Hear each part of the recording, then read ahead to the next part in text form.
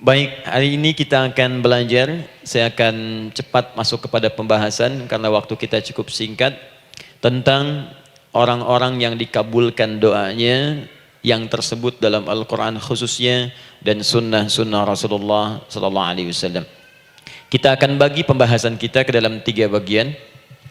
Pertama, kenapa kita mesti berdoa? Di poin pertama. Kenapa kita mesti berdoa? Yang kedua, bagaimana cara berdoa yang baik, yang cepat dikabulkan oleh Allah Subhanahu wa taala. Yang pertama, mengapa kita mesti berdoa? Esensi doa itu apa, kan? Yang kedua, bagaimana cara berdoa yang sekiranya cepat dikabulkan oleh Allah Subhanahu wa taala. Dan yang ketiga, kita akan melihat ukuran pengabulan doa. Seperti apa doa itu dikabulkan. Karena nanti ada orang-orang yang tidak sadar sesungguhnya doanya sudah dijawab, tapi dia tidak menyadari itu. Bahkan merasakan doanya kok nggak dijawab-jawab gitu. Padahal Allah sudah menjawabnya. Nah, seperti apa ukuran kita mengetahui bahwa doa kita telah terjawab, atau doa kita barangkali belum dijawab, atau tidak dijawab. Apa ukuran ketiga hal itu? Itu yang coba kita turunkan di pembahasan pagi ini. Mudah-mudahan dengan itu kita nanti akan lebih pandai bagaimana cara menyikapi doa dalam hidup, seperti apa doa dipanjatkan, kapan kita berdoa, dan kita tahu, oh ini hasil dari doa yang telah kita panjatkan. Sepakat sampai di sini? Baik ya, tinggal sepakat saja ya. Kan biasanya yang nerangkan saya, nulis saya, ngapus saya sampai selesai pula. Baik, ayo kita mulai. Bismillah. Mengapa kita mesti berdoa? Kita buka dulu ibu sekalian. Ya, yang di ruangan ini ataupun yang di bawah, semuanya insya Allah memiliki kemuliaan yang sama di hadapan Allah Subhanahu wa taala sesuai dengan keikhlasannya. Ya, sesuai dengan keikhlasannya. Karena hadisnya umum sifatnya. Man salaka tariqan yaltamisu fihi ilma sahhalallahu lahu tariqan ilal jannah. Siapa yang menyiapkan dirinya menempuh perjalanan dan dia meniatkan ingin belajar pengetahuan agama walaupun sedikit, maka dia akan dapat balasan dari Allah, minimal setiap langkahnya akan dicatat meringankan langkah dia ke surga nantinya. Ya, dan di situ tidak disebutkan khusus bagi yang di dalam ruangan masjid. Lantai 2 lagi misalnya. Tidak. Ya, jadi yang di sekitaran, yang di depan semua berdasarkan niatnya, ya. Berdasarkan niat dan kuantitas amalannya. Di kuantitas itu tambah. Mungkin Ustadz belum datang, ibu ada yang berzikir, ada yang baca Al-Qur'an, ada yang istighfar, itu yang nambah pahala. Ya. Kalau yang pasang status, pasang kamera, ya itu saya nggak tahu. Ayo kita kembalikan sini. Pertama, Quran surah ke-7 ayat 172. Quran surah ke-7 Al-A'raf ayat 172. Kemudian setelah itu diperintahkan dalam Al-Quran surah ke-40 Ghafir ayat ke-60. Lalu kita praktekkan ini dalam keseharian kita. Saya beri contoh misalnya Quran surah ke-2 ayat ke yang paling banyak nih dibaca 201. Kadang-kadang misalnya Quran surah kedua ayat 286. Banyaklah. Quran surah ke-7 ayat 23 misalnya, dan seterusnya. Ini bagian pertama.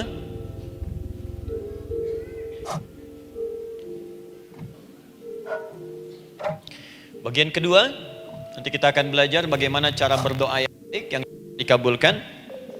Kita ambil satu, Quran kedua ayat 186. Kemudian yang kedua, kita ambil contoh Quran surah ke-17 ayat 110. Kemudian yang ketiga, kita ambil contoh yang paling dahsyat di Al-Quran surah ke-3 ayat 38 sampai 39. Ada yang belum berdoa sudah dikabulkan. Masya Allah. Ini ada di Quran misalnya surah ke-3 ayat 31. Nanti turunan amalannya misal di Quran surah 51 ayat 15 sampai dengan 18. Saya bulati yang 18-nya. Bagian ketiganya nanti kita uraikan di bagian akhirnya. Baik, kita bisa mulai insyaallah. Baik, kita bagian pertama, mari kita mulai. Saya ingin berkisah sejenak dengan menyampaikan Quran surah ke-7 Al-A'raf ayat 172.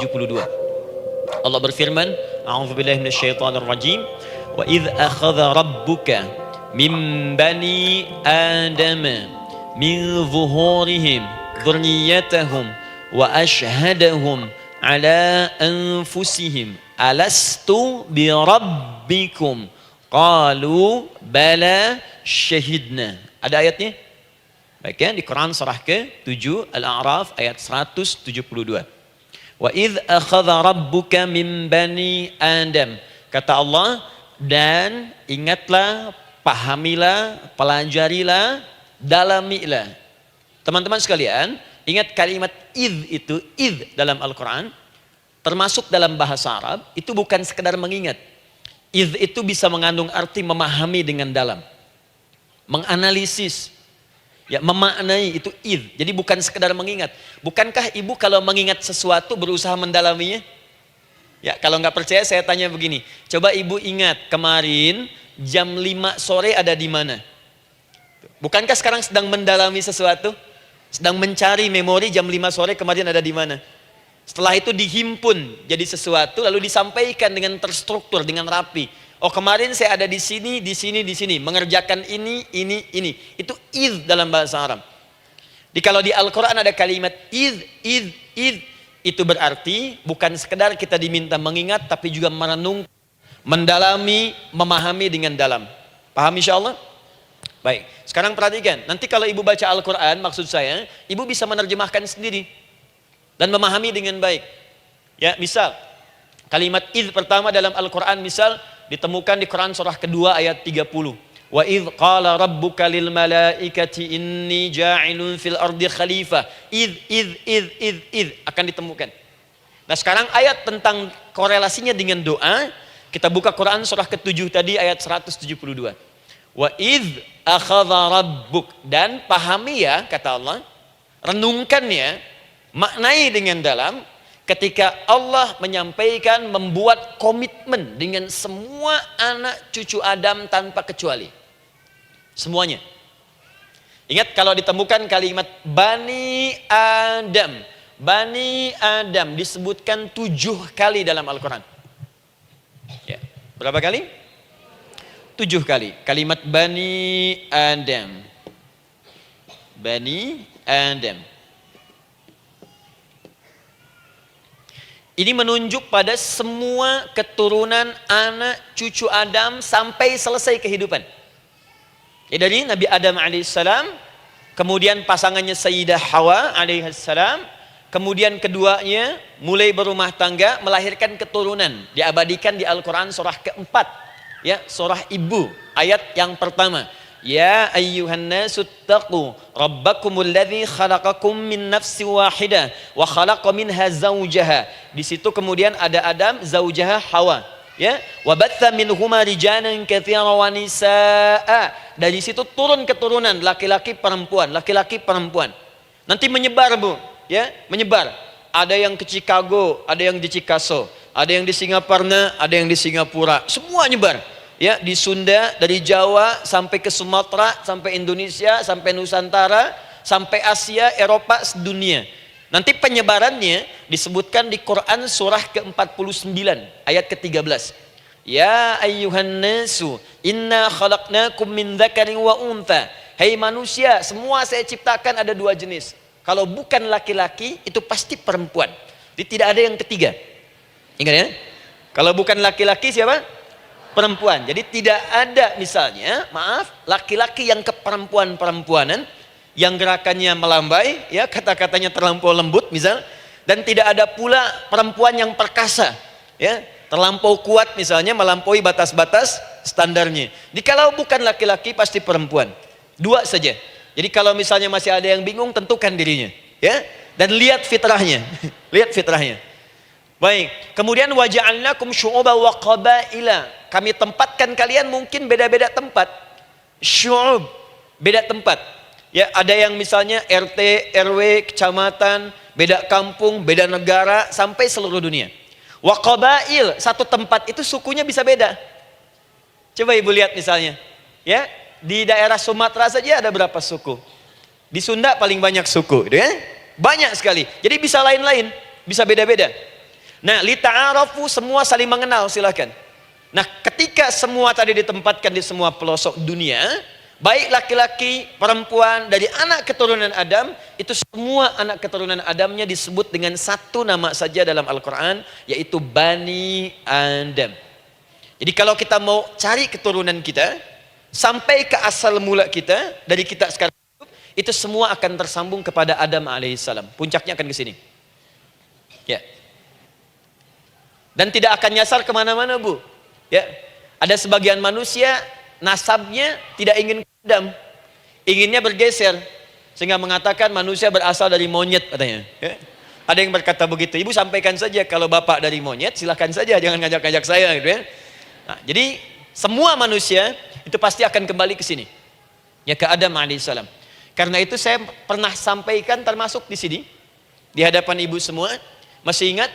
Mukjizat pertama Rasulullah sallallahu alaihi wasallam saat lahir ke muka bumi. Ingat, Nabi itu sebelum dilantik menjadi Rasul dalam usia 40 tahun, turun surah Al-Alaq, itu diberikan oleh Allah keistimewaan tanda-tanda kenabian. Apa di antara tandanya? Allah perjelas nasab keturunannya sampai Nabi Adam, padahal lahirnya itu ayahnya sudah wafat. Di lahir beliau, ayahnya wafat, tapi nasabnya diperjelas sampai Nabi Adam. Sehingga jelas, orang tidak bisa menyoal. Ini orang nggak jelas nih, ya. Kan suka ada begitu, Bu, ya. Tiba-tiba datang menerangkan sesuatu, siapa itu? Itu nggak jelas. Bahkan sekarang sering muncul statement, siapa sih Ustadz itu? Itu Ustadz nggak jelas. Ya. Nabi nggak bisa disoal, karena semuanya jelas. Nasabnya jelas, keturunannya jelas, kemuliaannya jelas, ilmunya jelas. Jadi kalau orang mau menyoal nggak punya peluang. Siapa kamu Muhammad? Saya jelas keturunannya. Muhammad SAW bin Abdullah, bin Abdul Muttalib, bin Hashim, bin Abdul Manaf, bin Qusay, bin Murrah, bin Kilab, bin Ka'ab, bin Ghalib, bin Fihir, bin Malik, bin Nadar, bin Kinana, bin Khuzaimah, bin Mudrika, bin Ilyas, bin Nizar, bin Mudar, bin Ma'ad, bin Adnan, bin Addi, bin Adri, bin Muqawwam, bin Nagur, bin Tarih, bin Ya'rub, bin Yasjub, bin Nabit, bin Ismail alaihissalam, bin Ibrahim alaihissalam, bin Azar atau bin Nakhur, bin Abir, bin Kinan, bin Arfakhshad, bin Sam, bin Nuh alaihissalam, bin Mikhlail, Matushala, bin Kinan, bin Anwas, bin Thith, bin Adam alaihissalam. Coba ulangi. Jelas. Jelas. Jadi orang nggak bisa nyoal, itu mukjizat, ya. Keistimewaan pertama sebelum Allah kemudian angkat menjadi nabi dan rasul di usia 40 tahun. Jadi kalau ibu ditanya, kamu jelas enggak? Jelas. Apa binnya? Bin Bani Adam. Itu bocoran dari Al-Quran. Ya, kalau ditanya keturunan siapa kamu? Adam. Tahu dari mana? Allah yang nyampaikan langsung. Apa kata Allah? Bani Adam. Jelas, ya? Baik. Jadi ini kembali kepada Adam alaihissalam. Nah, semua anak cucu Adam yang saya garis bawahi, sejak mulai terlahir itu sudah ada komitmen dari Allah dengan anak cucu Adam ini sebelum terlahir ke dunia. Sejak dalam kandungan. Jadi kalau ibu belajar hadis, misal dulu saya pernah amanahkan kalau ibu mau belajar dasar-dasar, cari kitabnya Imam An-Nawawi yang Al-Arba'in An-Nawawiyah, 42 hadis. Hadis keempat, ya, paling kiri sebelah atas di kitabnya, dari Abdullah bin Mas'ud radhiyallahu taala anhu, ya. Qala Nabi sallallahu alaihi wasallam bahwa shadiqul masduq. Nabi SAW pernah menyampaikan sedangkan beliau orang benar dan dibenarkan. Kapan perjanjian ini dibuat? Dalam usia kandungan 4 bulan. Dalam kandungan. Inna ahadakum yujma'u fi batni ummihi. Setiap kalian yang akan terlahir dari anak cucu Adam. Kecuali Adam, Bu, ya. Ingat, kecuali Adam, kecuali Hawa. Karena ini asal mula manusia keduanya. Tapi keturunan Adam dan Hawa akan mengalami proses yang sama. Dikandung dulu ibundanya, kemudian terlahir. Adam tidak dikandung, ingat, Adam tidak ada bapak, Adam tidak ada ibu. Langsung diciptakan wujudnya oleh Allah Subhanahu wa taala dari bahan dasar yang sama dengan manusia. Ya, karena itu saya pernah ditanya, pernah berdialog, ya. Ustaz, ini spesial Nabi Isa ini. Ya, spesial, Yesus Al-Masih Nabi Isa spesial. Karena itu diangkat sebagai Tuhan. Apa yang spesial? Kata beliau, karena ini bisa menghidupkan yang mati. Yang kedua, ini lahirnya beda dengan orang biasa. Bagaimana lahirnya? Tanpa bapak. Ibu saja tanpa bapak. Mana ada manusia yang lain seperti ini? Saya bilang, Adam lebih spesial lagi. Lahir tanpa ibu, tanpa bapak. Kenapa nggak jadi Tuhan? Tapi kan Adam nggak bisa menghidupkan yang mati. Dengan izin Allah, maaf, Nabi Ibrahim lebih canggih lagi. Buka Quran surah kedua, ayat 260, paling kiri sebelah atas. Wa idh qala Ibrahim rabbi arini kaifa tuhyil mauta qala awalam tu'min qala bala walakin inna qalbi. Ketika Ibrahim bermohon kepada Rabbnya, ya Allah, tolong tunjukkan kepadaku bagaimana cara menghidupkan yang mati. Kata Allah, kamu masih nggak yakin? Kata Ibrahim, saya yakin-yakinnya, cuma supaya hati saya tenang, membuktikan kepada yang lain tentang kuasamu. Kata Allah, gampang. Lalu Allah berikan kemudian satu ketentuan sama persis dengan Nabi Isa, cuman prosesnya lebih canggih. Kalau Nabi Isa tepuk mayatnya, bangun, bicara. Nabi Ibrahim kata Allah, nih ambil burung, potong-potong dulu, dicincang dulu. Sudah dicincang kemudian, mayatnya disimpan, jasadnya di tempat bukit yang berbeda. Kalau sekarang potong burung, simpan di bukit satu, jasad yang kedua simpan di bukit B. Kepalanya simpan di bukit A, ekornya simpan di bukit B, badannya simpan di bukit C. Panggil dengan nama Allah. Thummad'uhunna ya'tinaka sa'ya. Panggil bismillah dengan nama Allah, hidup. Sama persis dengan Nabi Isa. Dengan nama Allah biiznillah, hidup. Nabi Ibrahim biiznillah, dengan nama Allah hidup. Menyatu semuanya jadi satu. Psst. Kalau Nabi Isa kemudian ada yang menduga sebagai Tuhan, kenapa Nabi Ibrahim tidak angkat jadi Tuhan? Paham ya? Nah, ini menunjukkan bahwa ada pola pemikiran yang harus dikembalikan supaya benar cara memahaminya. Jelas sampai sini? Maaf saya sedikit agak lompat ya. Saya kembalikan kemudian, perhatikan sini. Inna ahadakum yujma'u fi batni ummihi. Karena itu semua anak cucu Adam, beda dengan Adam, akan proses lahirnya dikandung dulu di perut ibundanya. Fokus baik-baik. Arba'ina yauman nutfah, 40 hari pertama baru kemudian proses antara spermatozoa dengan ovum berproses. Thumma yakunu mithla dzalika, kemudian alaqah. 40 hari yang kedua jadi alaqah, zigot yang menempel di dinding rahim. Thumma yakunu mithla dzalika mudghah. 40 hari ketiga berbentuk mudghah, sudah mulai berbentuk daging sekeratan, ada bentuknya. Dan usianya sudah 4 bulan, 40 hari ketiga, 120 hari. 120 hari.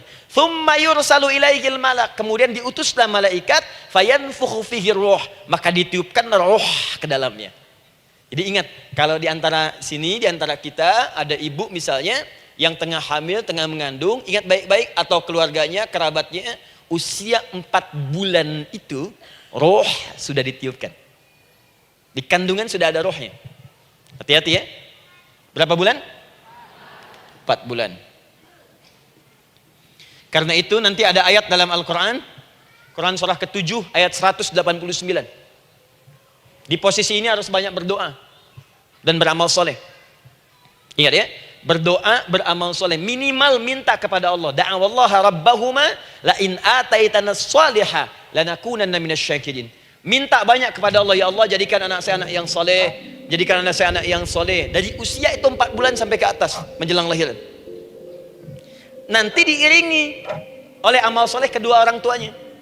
Ini sudah penelitian dokter muslim, khususnya di Asia Tenggara. Saya diskusi dengan seorang dokter muslim, ternyata ada korelasi amal soleh yang dikerjakan kedua orang tua, ayah dan bunda, atau calon ayah dan bunda, kepada anak yang sedang dikandung, yang belum dilahirkan. Jadi kalau orang tuanya rajin baca Al-Quran, itu berpengaruh ke anak, Bu. Dan penelitian terkini, itu mempercepat anak itu menjadi seorang penghafal Quran ketika lahir. Ya, pernah satu kali dibacakan Al-Quran, posisi janin itu berubah. Seperti sujud gitu. Itu penelitian sudah di MRI waktu itu dilihat ya, kelihatan.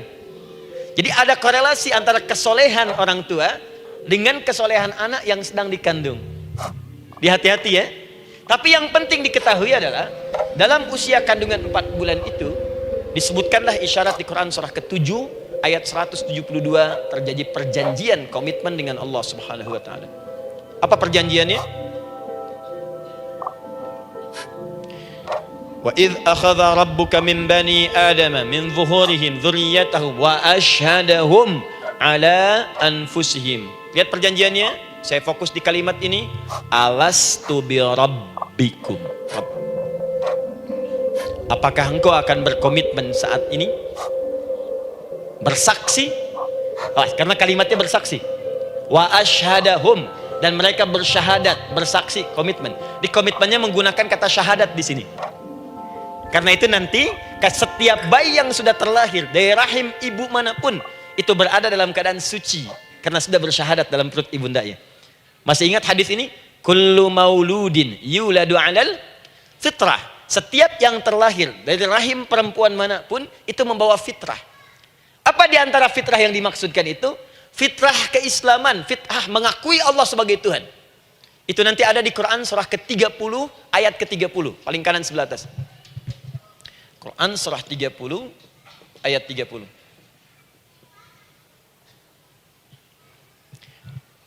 Fa'aqim wajhaka lid-dini hanifa. Hei setiap manusia, fa'aqim wajhaka, hadapkan, pasrahkan, arahkan dirimu sepenuhnya. Lid-dini, pada ketentuan ad-din, hanifa, dengan lurus. Di setiap manusia itu punya fitrah untuk beragama. Punya kecenderungan untuk mencari Tuhan. Silakan ibu cek, manusia manapun yang pernah hidup, itu pasti akan mencari Tuhan. Silahkan. Karena itu Allah beri jalan, begini cara mencarinya. Fitratallahi allati fataran nasa 'alaiha, itulah fitrah manusia yang telah Allah berikan pada dirinya bahkan sebelum dia terlahir. Di antara fitrah manusia ada kecenderungan untuk mencari Tuhan. Ada kecenderungan untuk mendekat kepada Allah. Bahasa Qur'annya din, lid-dini hanifa. Apa itu din? Itulah Islam. Quran surah ke-3 ayat 19. Inna dina indallahil Islam. Karena itu silahkan cek, semua orang itu pasti akan mencari Tuhan. Setiap manusia.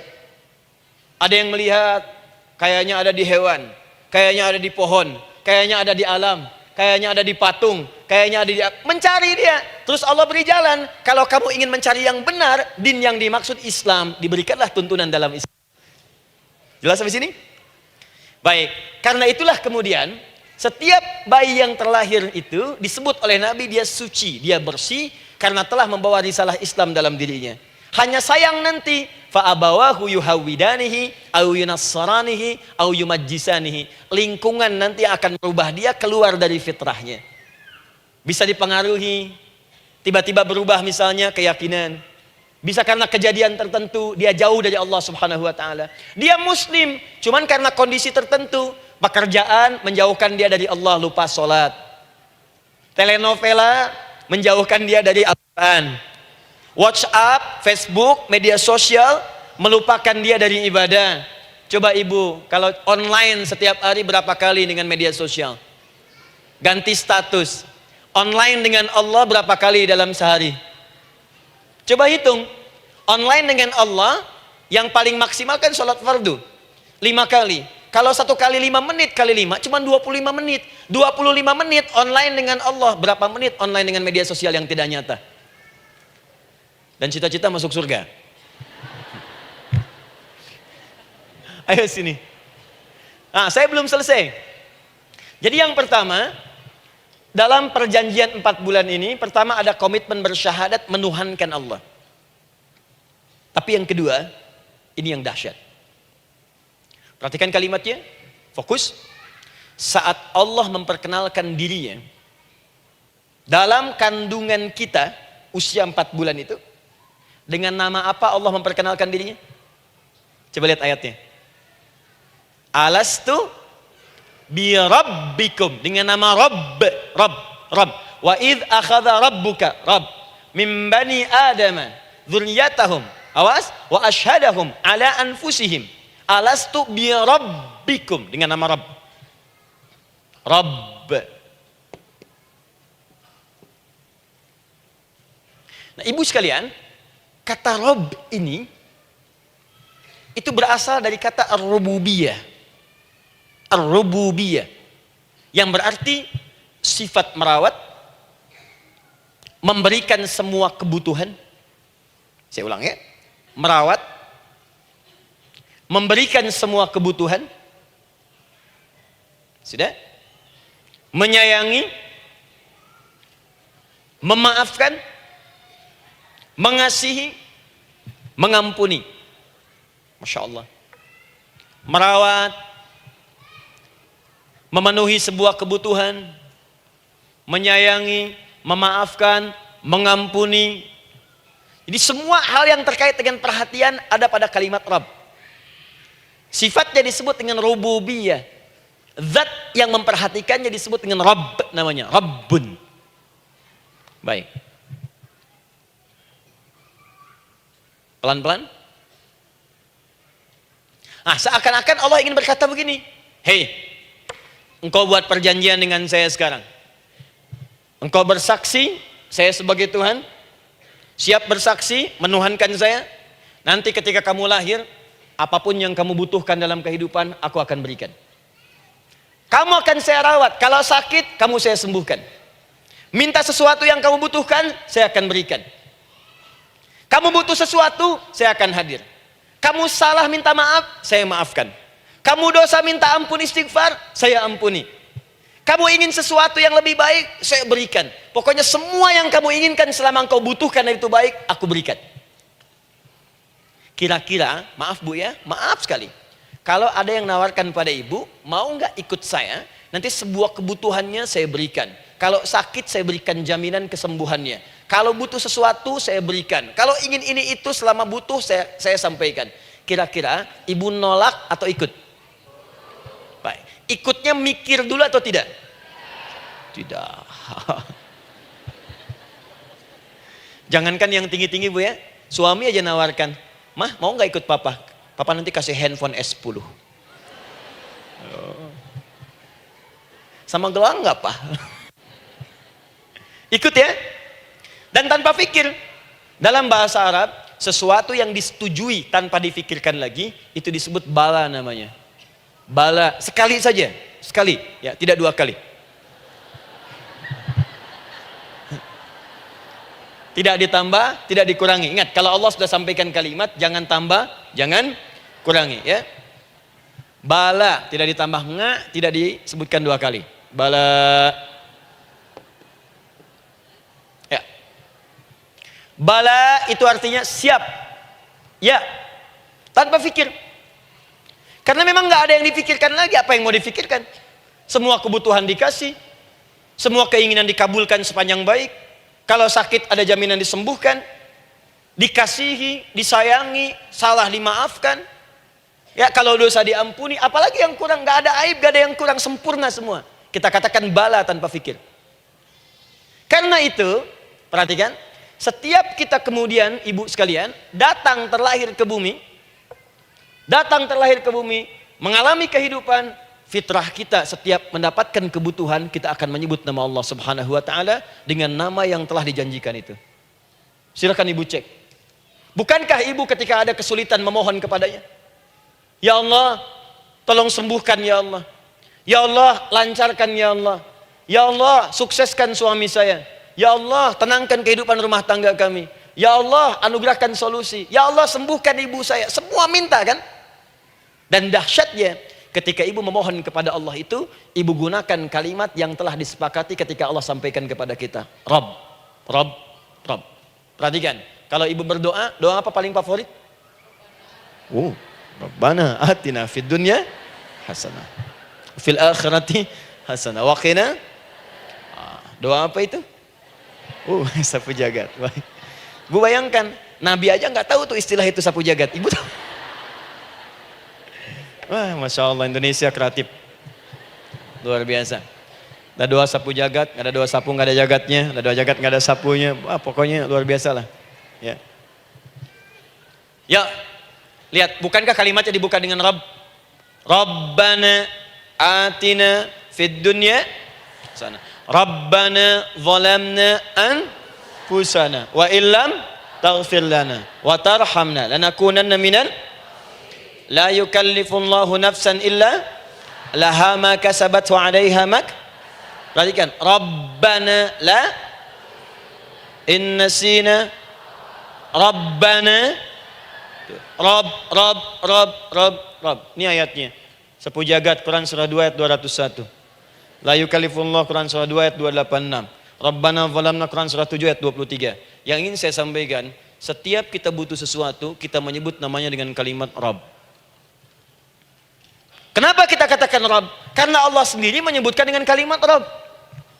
Alastu bi rabbikum, saya nanti adalah Tuhan yang akan memperhatikan kalian, menyayangi kalian. Saya Tuhan yang akan merawat kalian, memberikan semua kebutuhan. Makanya ibu tuh kalau ada persoalan nagih seakan-akan ke Allah. Ya Allah, kan engkau yang berjanji kepada saya. Engkau yang berjanji, engkau yang menepati ya Allah, karena engkau Tuhan. Kalau manusia, dia berjanji, dia yang mengingkari. Dia awali, dia yang akhiri. Tapi engkau beda ya Allah. Kenapa? Engkau berjanji, engkau yang menepati. Quran surah ketiga ayat 9. Innallaha la yukhliful mi'ad. Engkau yang berjanji, engkau yang menepati.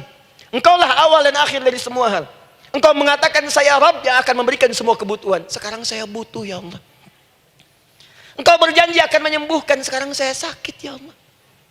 Engkau berjanji akan memberi solusi, sekarang saya sedang punya masalah ya Allah. Engkau berjanji akan memberikan kesuksesan, sekarang saya sedang menapaki itu ya Allah. Makanya ibu sebutkan kalimat Rabb, Rabb, Rabb, Rabb.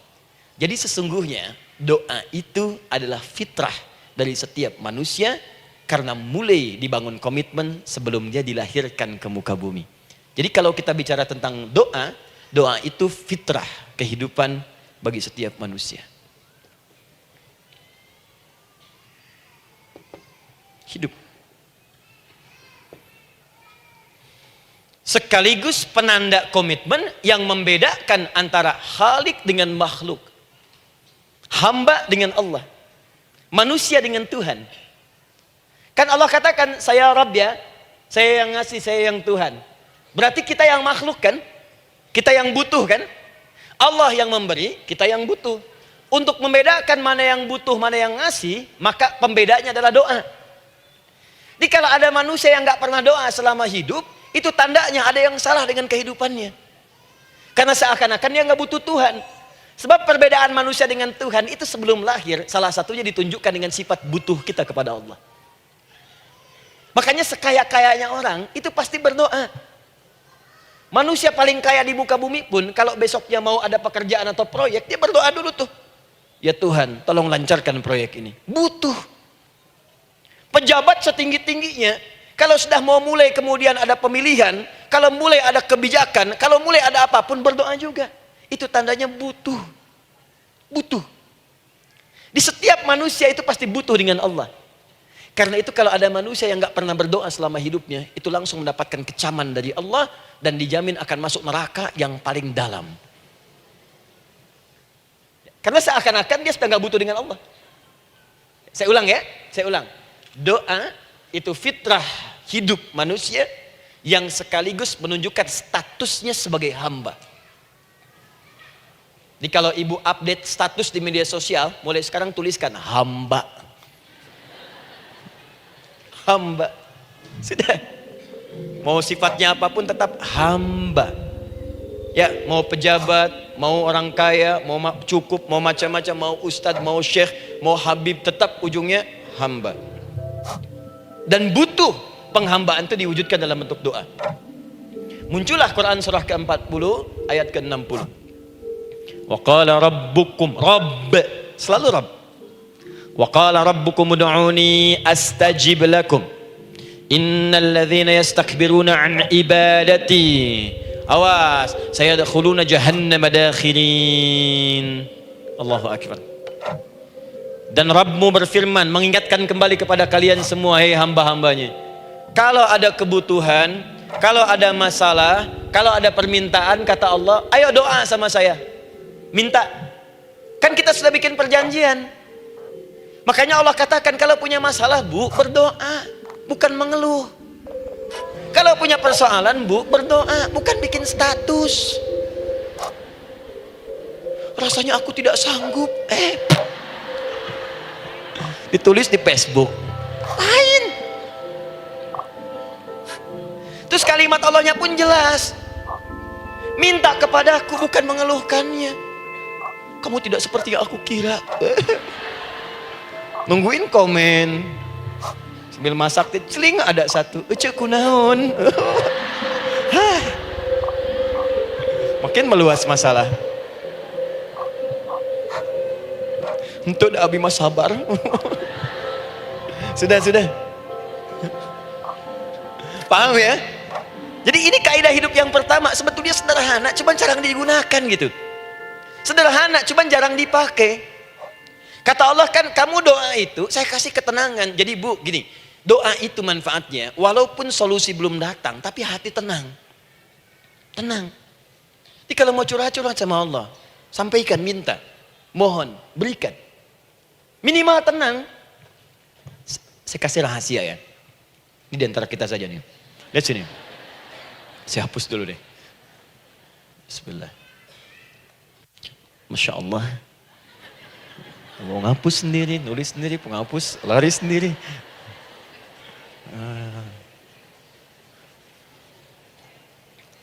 Bismillah. Oh ini ada dua ya. Sini. Baik.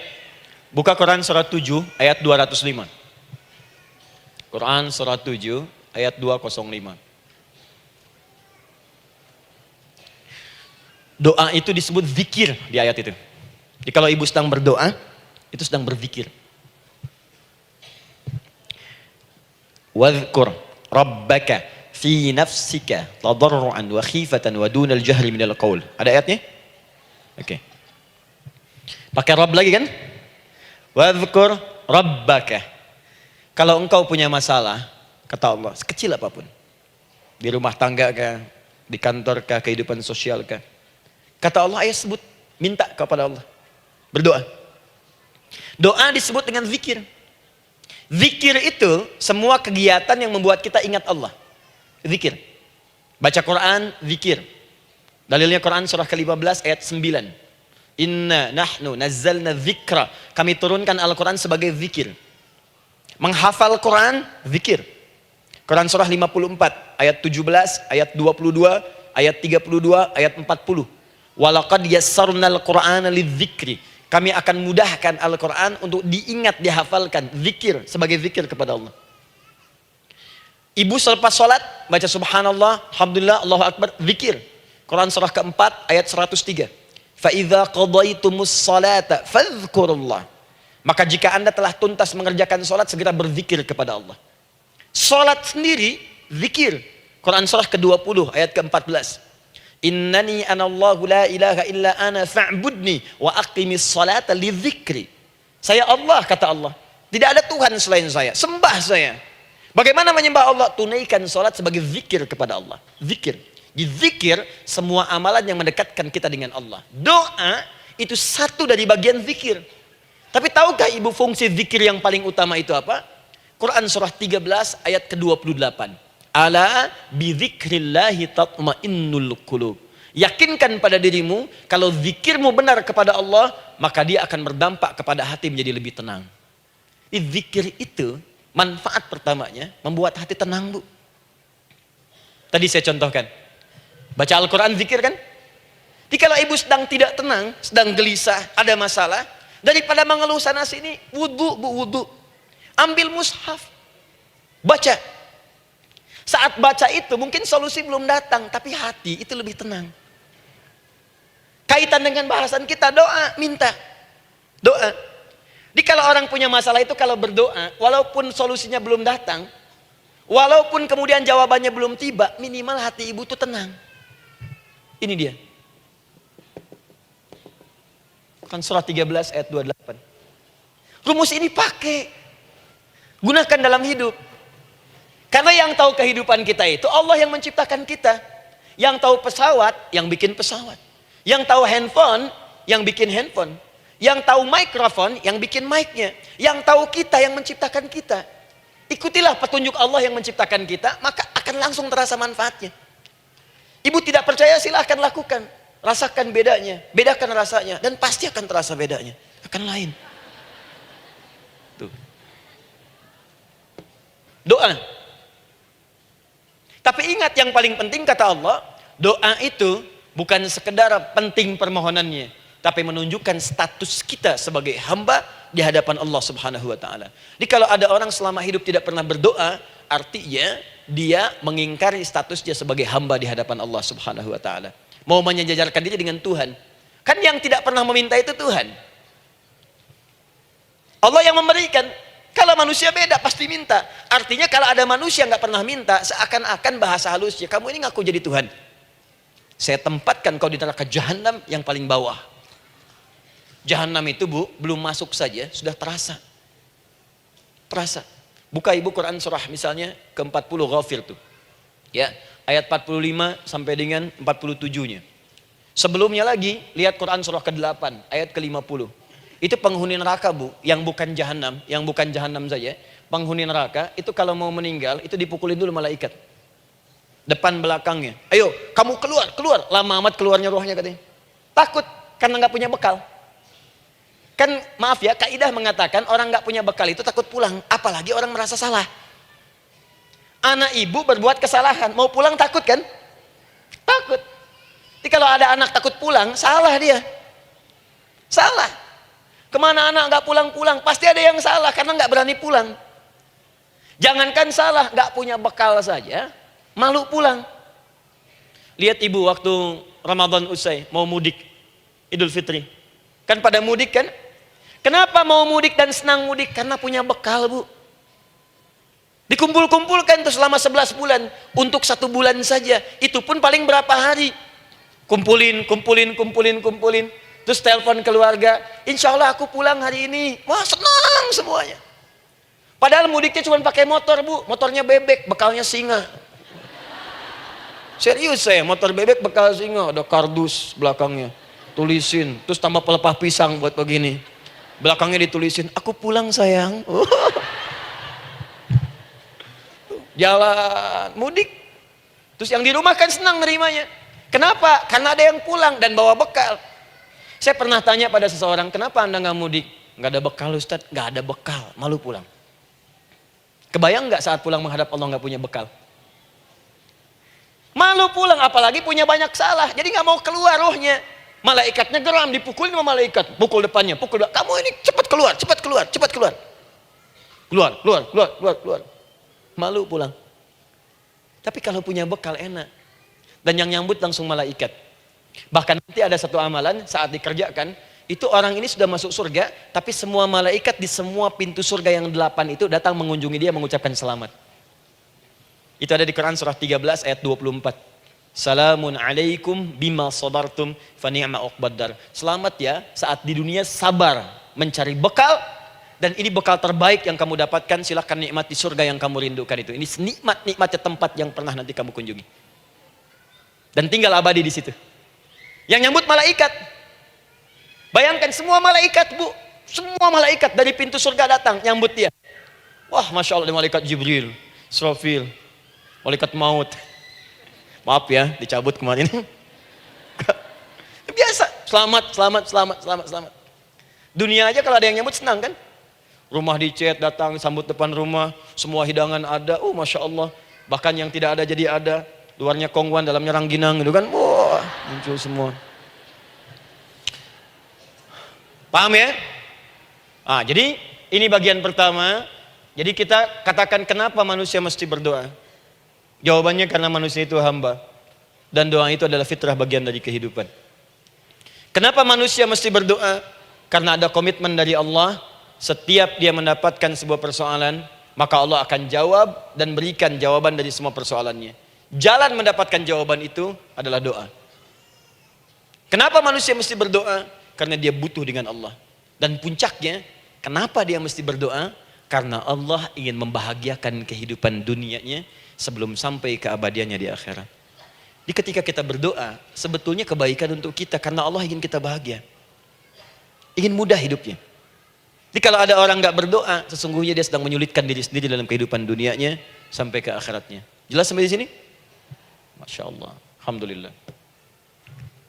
Baik, kalau sudah paham, saya hapus ini, kita masuk bagian yang kedua. Hapus lagi. Sab Muslimah edisi ke-15.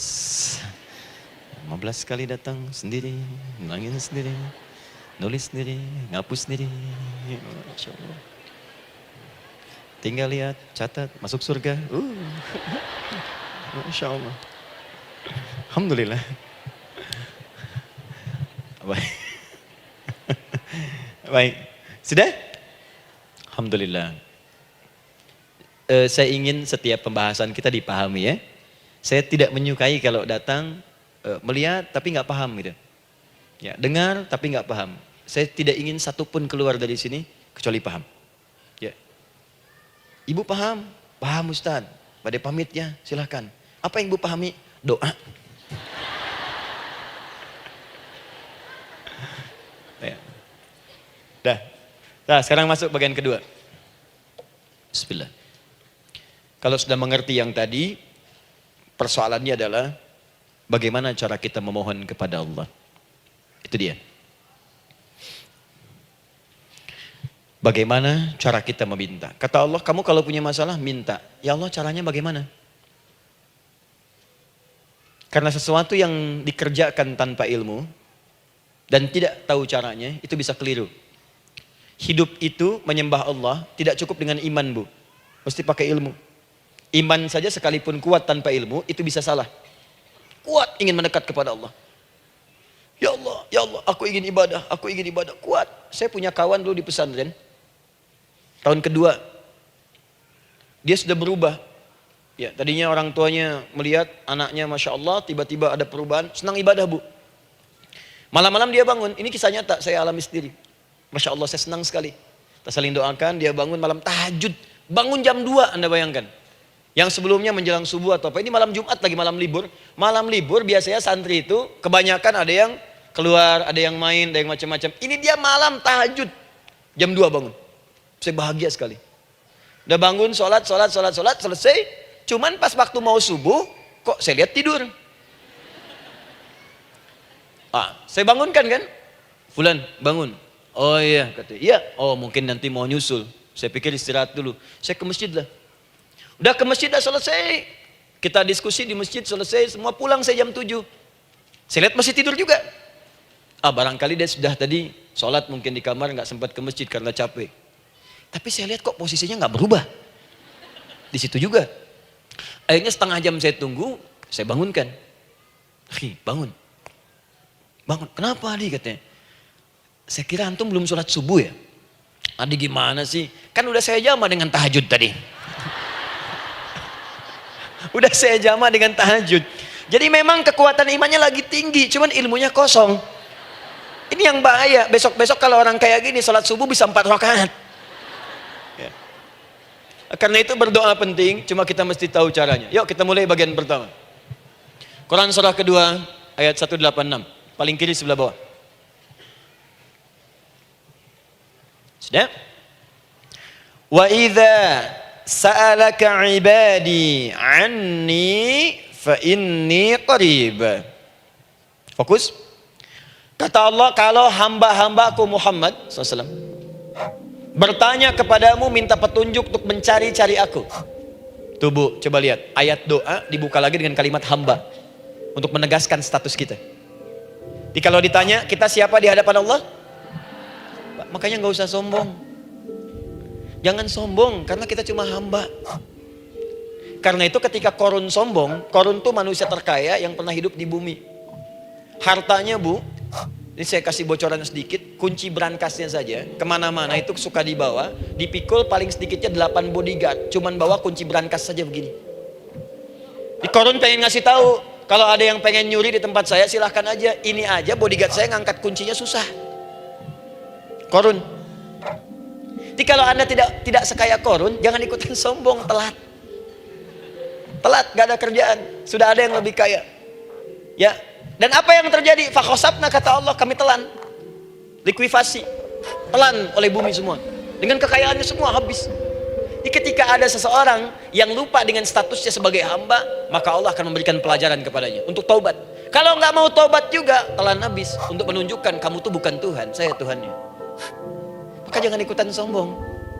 Kalau ada yang perlu punya Ferrari, Lamborghini, Lamborghini, ya, wow, bikin rame di jalan, cuman nggak update status, kasih tahu, maaf Mas, telat. Itu gambaran hidup. Dan ingat, setiap dibuka dengan kalimat permohonan, itu kalimatnya hamba. Hambaku, hambaku, hambaku.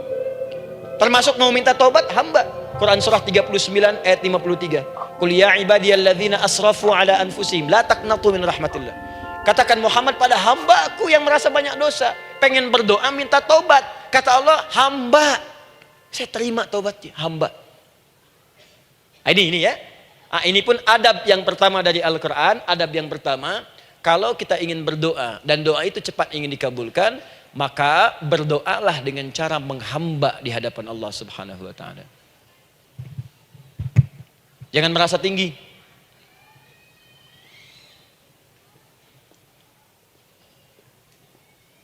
Saya turunkan caranya.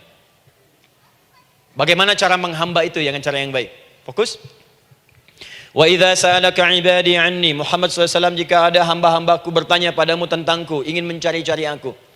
Masya Allah, ibu maaf ya, biasanya kan kalau orang mencari Allah, ingin mendekat kepada Allah, entah itu datang ke masjid, bangun malam, biasanya motifnya cuma dua. Satu, ada kebutuhan, pengen berdoa, terus dekat sama Allah. Besok mau arisan, malamnya tahajud. Anak mau ujian baru puasa, kan? Suami ada proyek, baru baca Quran, kan? Terus itu biasa itu, biasa. Jadi fitrah bu. Tumben jeng tahajud, fitrah. Itu biasa itu. Ya. Yang kedua, taubat dari maksiat. Taubat. Seorang taubat ke masjid, bangun malam, doa, itu biasa. Jadi kalau ada seperti itu tandanya kita hamba normal manusia. Fa inni qarib, kata Allah, katakan Muhammad SAW, katakan kepadanya, janganlah mencari, aku dekat. Dekat, jangan mencari, aku dekat. Jadi bu, ketika kita butuh Allah, langsung dijawab oleh Allah. Kamu mau apa? Aku dekat. Itu secara psikologi memberikan ketenangan yang paling dalam. Saya belum datang di sini sampai jam 8. Ibu tanya panitia, ustadznya mana sih? Ukti, ustadznya mana? Jawaban pertama misalnya, ini belum jelas nih ustadznya. Gak ada kabar. Yang kedua mengatakan, tenang saja, ustadz sudah dekat. Maka yang kedua itu lebih menenangkan kepada kita. Ketika ibu mencari, ya Allah, saya sedang ada masalah, langsung dijawab oleh Allah. Tenang, aku dekat denganmu. Mau minta apa? Itu bu, jadi kalau ibu sedang punya persoalan, psikologi Al-Quran mengatakan, langsung rasakan Allah itu bersama kita, dekat, menunggu kita mau minta apa. Ibu punya masalah dengan suami, ingin mengadu. Lu kata Allah, saya dekat, kamu kenapa? Ada masalah apa? Ayo minta, ayo cerita. Mohon. Ibu punya masalah dengan anak, ibu punya masalah dengan tetangga, di pekerjaan, kehidupan sosial. Kata Allah, saya dekat. Nah perasaan itu hadirkan dalam jiwa kita. Ini sekarang jarang didapatkan. Jadi kalau ada masalah itu, hal pertama yang dilakukan itu belum ingat Allah itu masalahnya. Di kebanyakan manusia itu kalau punya masalah, selalu ingin yang pertama itu solusinya. Bukan Allahnya. Kan pemilik solusinya Allah. Jadi kalau kita ingat pada yang memiliki, maka apapun yang kita minta akan diberikan. Bahkan ada orang yang saking ingatnya dengan Allah, sebelum minta sudah dikabulkan. Itu yang dahsyat. Nah, sekarang setelah kita paham tentang kedekatan ini, kemudian kita praktekkan. Jadi bu ya, maaf ya, ketika ibu punya masalah apapun, yang pertama diingat Allah. Allah, Engkau telah berjanji, Engkau pasti akan tepati. Ya Allah, sekarang aku ada persoalan. Nah, sekarang teruskan ayatnya. Ujibu da'watad da'i idza da'an. Ujiba.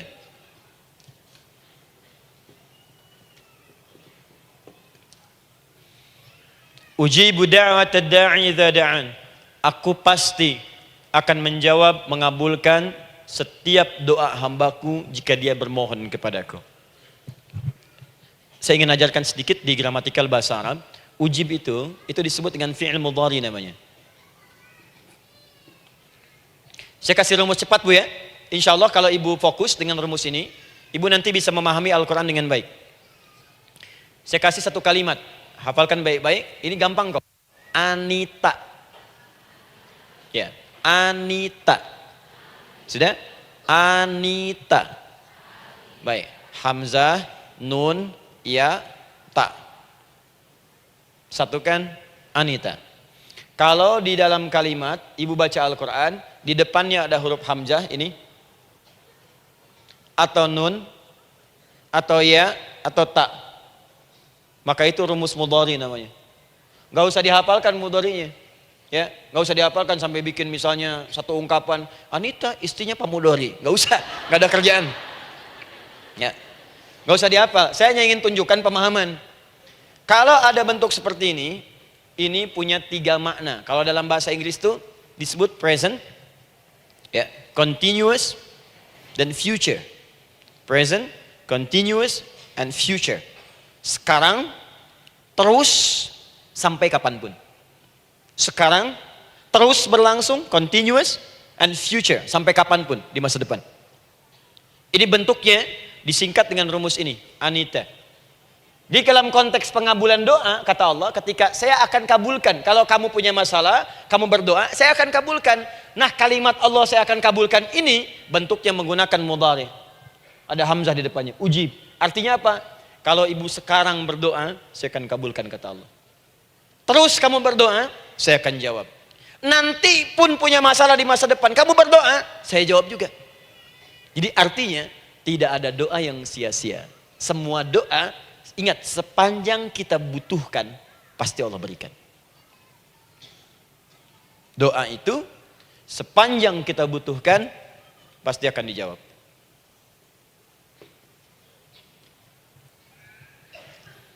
Nanti kapan dijawabnya, seperti apa jawabannya, nanti bagian ketiga.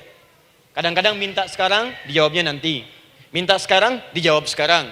Ada yang mintanya A, dijawabnya B, itu yang paling dahsyat. Ya. Jadi kalau saya tanya, kalau kita berdoa, dijawab tidak oleh Allah?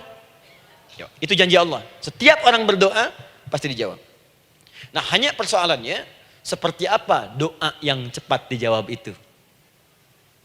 Apakah semua doa langsung dijawab seketika? Akankah mendapat jaminan langsung dijawab? Ternyata kalimat dijawab ini diikat dengan syarat ketentuan berlaku.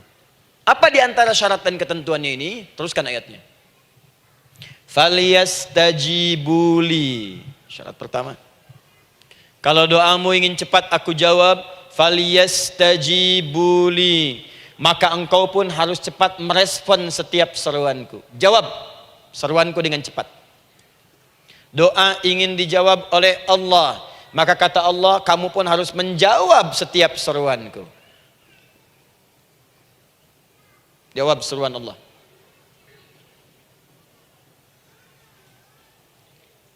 Ayo respon, adil. Maunya dapat gaji aja, kerja nggak mau. Ya? Apa ibu pikir duduk manis, santai di ruangan tengah? Tiap bulan suami datang berikan uang belanja? Belum tentu. Kalau sikap tidak bagus, ya interaksi tidak mulia, maka belum tentu itu didapatkan. Maka syarat pertama kata Allah, kalau doamu ingin cepat aku jawab, maka setiap aku seru, cepatlah engkau kemudian kerjakan dan jawab itu. Jadi ternyata seruan Allah itu terkait berkelindan dengan pengabulan doa. Jadi ketika ibu diseru oleh Allah, diminta diperintahkan sesuatu oleh Allah, sebetulnya itu kunci untuk mendapatkan jawaban doa kita, Bu. Dipanggil kita, ayo cepat datang ke sini, mau minta apa? Minta, saya kasih. Apa di antara kunci doa itu, Ustaz? Yuk kita lihat. Adalah jawaban dari seruan Allah. Apa di antara seruan Allah itu? Saya beri contoh satu misalnya. Allah perintahkan kita untuk sholat. Bahkan diseru, diingatkan 5 kali dalam sehari. Salat. Bukankah kita diseru, Bu, dipanggil 5 kali sehari untuk salat? Allahu Akbar, Allahu Akbar. Ya? Diingatkan kan? Ayo ingat Allah, ingat Allah, ingat Allah, ingat Allah. Allah Maha Agung, Maha Besar semuanya, dan seterusnya. Perhatikan baik-baik. Apa tujuan Allah menyuruh kita dalam salat? Ternyata bukan ingin memberikan beban ruku dan sujud. Bukan sujudnya yang penting. Karena semua makhluk tidak sujud pun tidak akan menurunkan status Allah sebagai Tuhan. Allah tetap Allah, gak ada ruginya. Yang rugi kita, ternyata ketika disuruh sujud, disuruh ruku itu, ternyata yang ditunggu itu bukan ruku sujudnya. Allah nunggu, punya masalah apa? Mau minta apa? Karena itu dalam ilmu fikih, ibu buka semua kitab fikih. Salat itu secara bahasa disebut dengan doa. Nama lain dari doa adalah salat. As-salatu hiya doa. Salat adalah doa. Karena itu semua bacaan dalam salat doa semua. Coba lihat. Baru takbir, Allahu Akbar, doa iftitah. Al-Fatihah, doa bu, jangan dikira Al-Fatihah nggak ada doanya. Nih, nanti saya berikan cepat ya, ini highlight dulu. Highlight dulu. Dalam sholat itu, ada 4 keadaan. Ingat ini baik-baik. Nanti ibu manfaatkan minimal zuhur, lakukan. Ada berapa keadaan? 4. Ada 4 posisi, 4 keadaan dalam sholat. Yang kalau ibu berdoa benar, meminta di situ dengan benar, itu seketika akan dikabulkan. Seketika. 1 saat berdiri. Berdiri. 2 saat ruku'. Ruku'. 3 saat sujud. 3 saat sujud. 4 sesaat sebelum salam. Berdiri, ruku', sujud, sesaat sebelum salam. Baik, sebelum saya bahas lebih jauh, saya ingin sampaikan dulu. Jadi ternyata ketika kita diminta oleh Allah menunaikan sholat, itulah cara kita memohon bu. Itulah waktu kita meminta. Dan dahsyatnya dalam sehari itu 5 kali ditungguin bu. Mana ada manusia di muka bumi ini, buka pintu rumahnya 5 kali sehari, cuma untuk memberikan apa yang dibutuhkan. Sesoleh-solehnya Ustadz, gak ada yang mengatakan, ayo 5 kali sehari datang aja ke rumah saya. Kalau butuh apa-apa ambil. Butuh kulkas, ambil kulkasnya. Butuh TV, ambil. Gak ada begitu. Allah itu maha baiknya, 5 kali sehari dipanggil. Dari subuh sampai zuhur. Kita bangun tidur aja, punya masalah nggak? Ayo minta, disuruh sholat 2 rakaat. Dan sholatnya nggak usah banyak-banyak, 2 rakaat aja dulu supaya nggak ada beban. Itu pun kadang-kadang masih lupa berapa rakaat kita sholat. Ya. Ayo sujud, disuruh minta, punya masalah nggak? Terus dari subuh sampai ke siang dipanggil lagi. Punya masalah lagi nggak? Disuruh zuhur 4 rakaat. Karena waktunya cukup panjang, suruh 4. Ayo minta. Ada masalah apa? Minta sujud kita. Minta mohon. Dari zuhur ke asar ditanya lagi, ada masalah nggak? Panggil lagi. Ke maghrib sampai ke isya sebelum tidur, supaya tidurmu enak, masalah nggak ada, tenang, nikmat, nyaman istirahatnya. Ada masalah nggak? Disuruh sholat lagi. Jadi kalau orang paham sholat itu kunci kebahagiaan, dia akan senang menunaikan sholat. Makanya ketika ibu bertanya, kenapa saya sholat?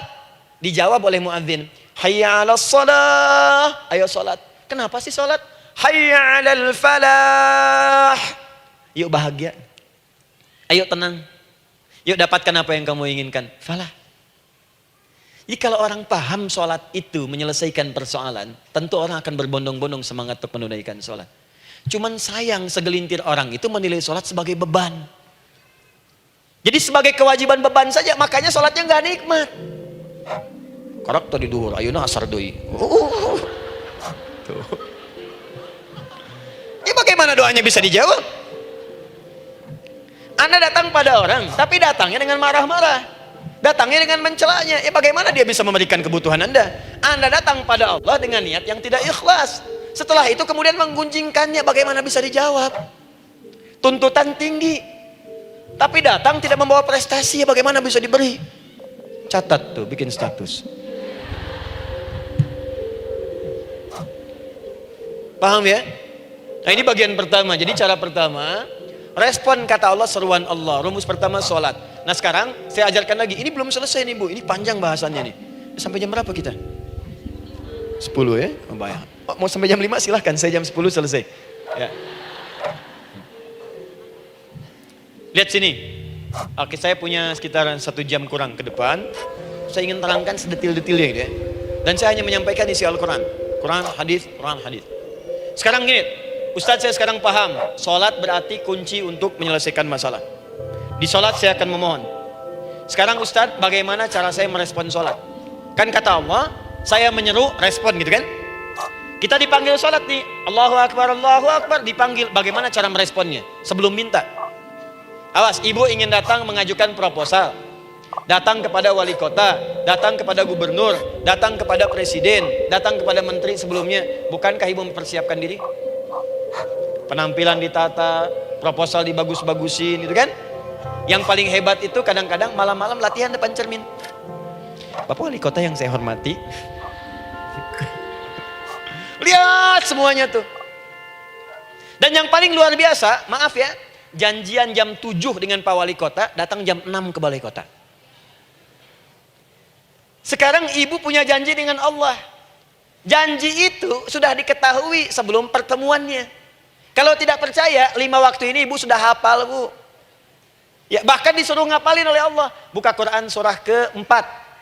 Surah ibu, surah mama, An-Nisa. Ayat 103, Quran surah 4 ayat 103.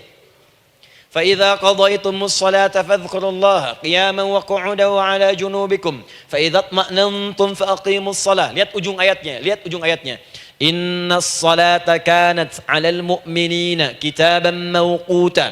Sungguh semua waktu salat itu telah ditetapkan waktunya bagi orang beriman. Itu terjemahan biasa. Kalau terjemahkan pakai ilmu balaghah, sungguh orang beriman itu hafal waktu-waktu salat. Tahu waktunya. Apalagi kalau di waktu itu ibu punya kepentingan, pasti hafal.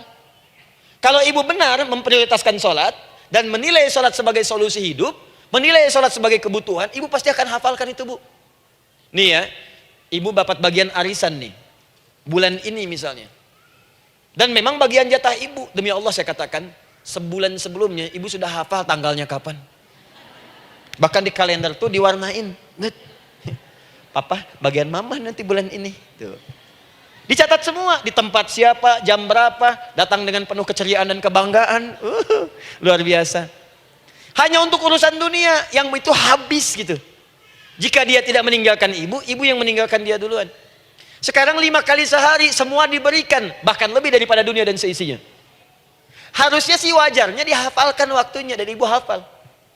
Ayo, subuh jam berapa sekarang? Lihat sini, bukan ke atas. Ditutup tuh. Tuh, sana tuh. Subuh jam berapa? Ayo ngelihat ke sana, 4:43. Zuhur jam berapa? Tuh. Asar, Maghrib, Isya. Itu kan kunci ibadah. Dan kunci ijabah, kunci ibadah, kunci ijabah. Di situ ada pengabulannya. Ini gimana mau minta, waktu permintaannya aja nggak hafal. Gimana mau bermohon, datangnya aja telat. Karena itu, bagaimana cara merespon seruan Allah? Diaturlah di Quran surah kedua ayat 152. Paling kanan sebelah bawah. Quran surah kedua ayat 152. Ibu masih ingat? Bukankah sholat disebut sebagai zikir? Masih ingat? Ya, di surah ke-20 ayat 14. Wa aqimis sholata lidzikri, tunaikan salat sebagai zikir kepadaku. Sekarang lihat ya. Lihat ketentuan Allahnya. Kalau ibu dipanggil untuk salat, dipanggil untuk zikir, cepat respon. Ibu cepat respon, Allah pun akan cepat merespon permintaan ibu. Lihat kalimatnya. Fadhkuruni adzkurkum. Fadhkuruni adzkurkum.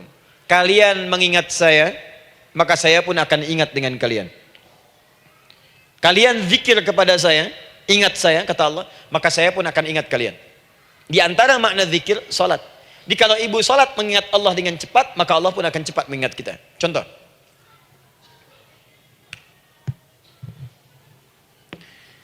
Saya ambil waktu subuh misalnya. Di Bandung 4-3-3. 4-4-3. Oh, lihat kesan lagi terjadi perbedaan pendapat. Ya. Ada yang 4-3-3, ada yang 4-3-4, ada yang 4-3-5 dan seterusnya. Yang ambil tengah-tengah lah, 4-3-5 misalnya. Kalau 4-3-5. Lihat sini, fokus. Allahu Akbar, Allahu Akbar. 4-3-5. Dipanggil salat, diseru. Kan tadi rumusnya di Quran surah 2 ayat 186. Faliyastajibuli. Kalau diseru cepat jawab, gitu kan? Nah, terus diseru 4-3-5 adzan. Allahu Akbar, Allahu Akbar. Begitu diseru, ibu langsung datang. Ya Allah, sudah adzan, seruan nih, saya siap-siap, saya ingin minta sesuatu. Nah, orang yang datang saat dia diseru Allah, dia pun datang kemudian untuk menyerunya, maka Allah pun akan menjawab apa yang ia mohonkan saat ia bermohon kepadanya. Perhatikan, dipanggil oleh Allah lewat suara muadzin, Allahu Akbar, dia merespon cepat, siap salat. Maka dia pun ketika memanggil Allah, seketika Allah pun akan jawab padanya. Sesuai dengan kadar responnya. Dipanggil saat itu, dia menjawab. Maka Allah pun akan ingat kepadanya hanya saat dia memanggil saja. Di saat panggil, diingat. Panggil, diingat. Jelas? Ini yang hebat. Dipanggil 4.35. Allahu Akbar, Allahu Akbar. Dia sudah ingat dari sejak jam 3 lewat 45. Dia bangun jam 3. Bisa. Padahal belum dipanggil. Datang. Bahkan Masya Allah, melakukan warming up dulu. Tahajud. Istighfar. Baca Al-Quran sebelum dipanggil. Masya Allah Bu, ibu mau datang misalnya ke istana. Janjian jam 7, datang jam 6. Di situ ibu kerjakan yang baik-baik dulu. Wah lihat. Terus kelihatan CCTV kan. Wah ini orang bagus banget nih. Mulia, bagus. Sampah diambilin, disapu. Kelihatan. Itu ibu belum datang pun udah dipanggil duluan. Ada orang yang belum dipanggil sudah datang menghadap Allah. Tahajud dia, zikir dulu, istighfar dulu. Ini orang, maaf ya, walaupun dia belum memanggil Allah, Allah sudah menyelesaikan semua persoalannya. Di orang-orang yang selalu ingat kepada Allah, walaupun Allah dalam waktu tidak memanggilnya, maka Allah akan mengingatnya sekalipun orang ini belum bermohon kepadanya. Maka ibu nanti akan temukan orang-orang yang langsung diselesaikan persoalannya oleh Allah bahkan sebelum dia bermohon kepadanya. Ada orang yang seakan gak punya masalah Bu. Bukan gak punya masalah, sebab setiap dia punya masalah, masalahnya diringankan oleh Allah. Seakan-akan gak ada beban. Ah ini indah hidupnya. Enak. Butuh sesuatu, sebelum nyari, datang. Ada persoalan, senyum dikit, selesai. Orang macet mengeluh, bikin status, dia macet malah senang. Dan hatinya dilapangkan oleh Allah. Bayangkan ada janji rapat jam 9, setengah 9 masih macet. Diprediksi di Google akan sampai 2 jam lagi. Yang lain mengeluh, telepon sana, telepon sini, ini. Dia enggak aja, lapang aja. Alhamdulillah ya Allah kasih macet. Morotal, saya mau dengerin surah Al-Baqarah. Buka, hafalin. Partnernya nelpon. Sampai di mana akhi? Ini sampai di surah Al-Baqarah ayat 186. Tidak ada yang sia-sia dari Allah. Sabar ya di sana. Ya, atau kita bisa koneksikan dari sini apa yang bisa saya selesaikan sekarang di sini sehingga sampai sana kita tinggal kesimpulan saja. Tenang hatinya. Gak ada berasak, berusuk, gelisah gini, telepon sana sini klaksonin. Dasar lampu merah, lama, birunya sebentar. Padahal biru nggak ada, yang ada hijau kan. Jadi kalau sudah begitu enak Bu. Yang perempuan ada di Quran Maryam. Maryam kan perempuan. Dan Maryam itu bukan nabi, bukan rasul. Ingin memberikan pesan kepada ibu, perempuan dimanapun. Tidak harus jadi nabi supaya doa cepat dikabulkan. Tidak harus menjadi rasul. Ini Maryam bukan nabi, bukan rasul. Tapi dia ini luar biasa. Sebelum dipanggil udah datang.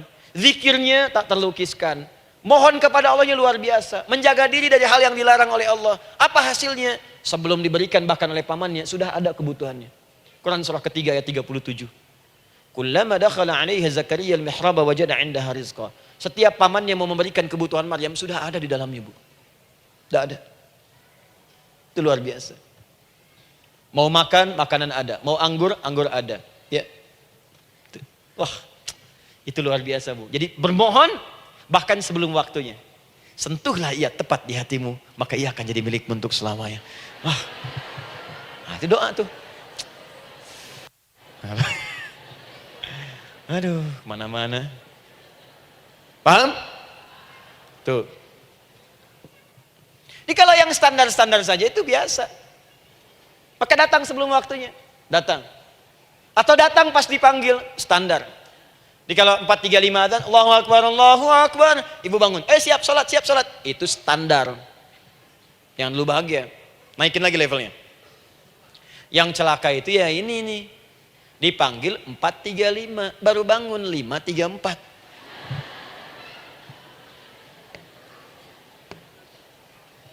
Sholat subuh belum, nuntutnya udah banyak. Ya Allah, kurang apa lagi aku bermohon kepadamu. Sudah aku meminta sekarang, sholat subuh aja belum. Jadi mana keadilannya? Jadi yang pertama, respon seruan Allah, disitulah Allah pun akan cepat merespon apa yang kita kemudian butuhkan. Jadi yang pertama lewat sholat ya Bu ya. Ingat sholat. Dan sholat itu tadi dari 4 posisi saya ajarkan yang pertama saja satu. Supaya nggak terlampau panjang ya. Berdiri Bu. Saya ajarkan satu. Setiap ibu dalam keadaan berdiri dan membaca Al-Fatihah pada kalimat iyyaka na'budu wa iyyaka nasta'in. Ingat, pada kalimat iyyaka na'budu wa iyyaka nasta'in, maka sertakanlah di hati kita apa persoalan yang dirasakan untuk bermohon kepada Allah. Saya ajarkan cepat, kalau ibu mau belajar lebih detail, ikuti kajian kami di fikih salat, sifat salat Nabi sallallahu alaihi wasallam. Nanti saya terangkan semua dalilnya, insyaallah sepanjang yang saya ketahui. Baik, dasarnya Quran surah ketiga ayat 38 sampai 39. Dan dikuatkan nanti di hadis qudsi. Ibu kenal Nabi Zakaria? Ya kenal ya. Ya selamat lah Bu. Alhamdulillah. Episode ke-15 kenal Nabi Zakaria, luar biasa. Alhamdulillah. Nabi Zakaria punya persoalan, sudah berumah tangga, belum ada keturunan. Fisiknya sudah letih, rambutnya sudah memutih, dan mohon maaf istrinya divonis monopos dan mandul secara medis klinis.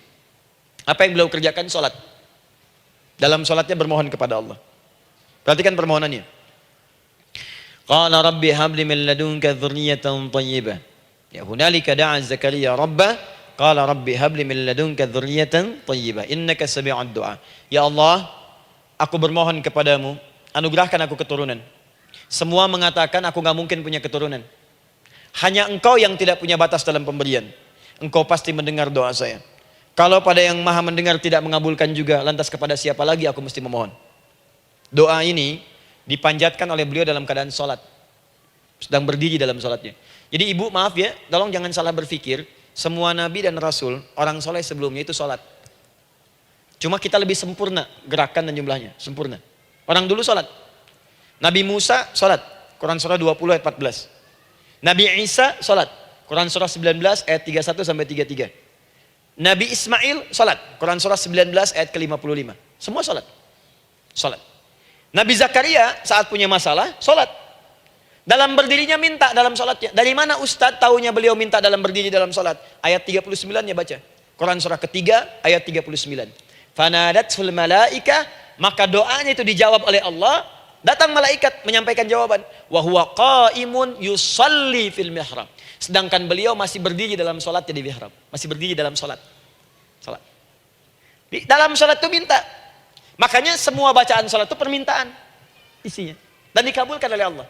Anallaha yubashshiruka bi Yahya. Allah kasih kabar gembira, engkau akan punya anak, langsung namanya dari Allah Yahya. Artinya hidup. Yang mustahil menurut manusia, lahir dari rahim seorang perempuan yang divonis monopos dan mandul menurut medis, kata Allah tidak ada yang mustahil bagiku, lahir dan hidup dia Yahya. Kapan terjadinya? Sedang sholat. Kapan saat sholatnya? Berdiri. Nah yang paling menarik Bu, umatnya Nabi Muhammad SAW ditunggu oleh Allah 5 kali dalam sehari dan dimintakan sebelum sholat untuk menyiapkan permohonannya. Maka turunlah Quran surah kedua ayat ke-45. Ibu lihat ayatnya. Wasta'inu bis-sabri was-salah. Bahkan ditegaskan lagi di Quran surah kedua ayat 153. Paling kanan sebelah bawah. Ya ayyuhalladzina amanu ista'inu bis-sabri was-salah. Yang pertama enggak pakai panggilan iman. Wasta'inu, kata Allah, hey, kalau kamu punya masalah, jangan mengeluh, jangan berkeluh kesah, jangan terlampau banyak gelisah, cepat siapkan dirimu untuk menunaikan sholat. Siapkan permohonanmu, minta kepada aku lewat sholat. Kalau belum yakin, disebutkan imannya. Ya ayyuhalladzina amanu, hey orang-orang yang masih merasa punya iman, katanya punya iman. Jadi kalau ibu nggak mau minta lewat sholat, dipertanyakan imannya. Kamu punya iman nggak? Kata Allah, yakin nggak dengan saya? Kalau punya masalah jangan mengeluh. Datang pada saya minta lewat sholat, saya panggil sholat minta. Kalau masih merasa punya iman, tuh, iman kita tuh dipertaruhkan di situ. Nah sekarang saya berikan rumus bahasanya. Allah memanggil kita dengan bentuk jama, perintah jama. Wasta'inu, wasta'inu. Itu bentuk perintah. Wasta'inu, bentuk perintah.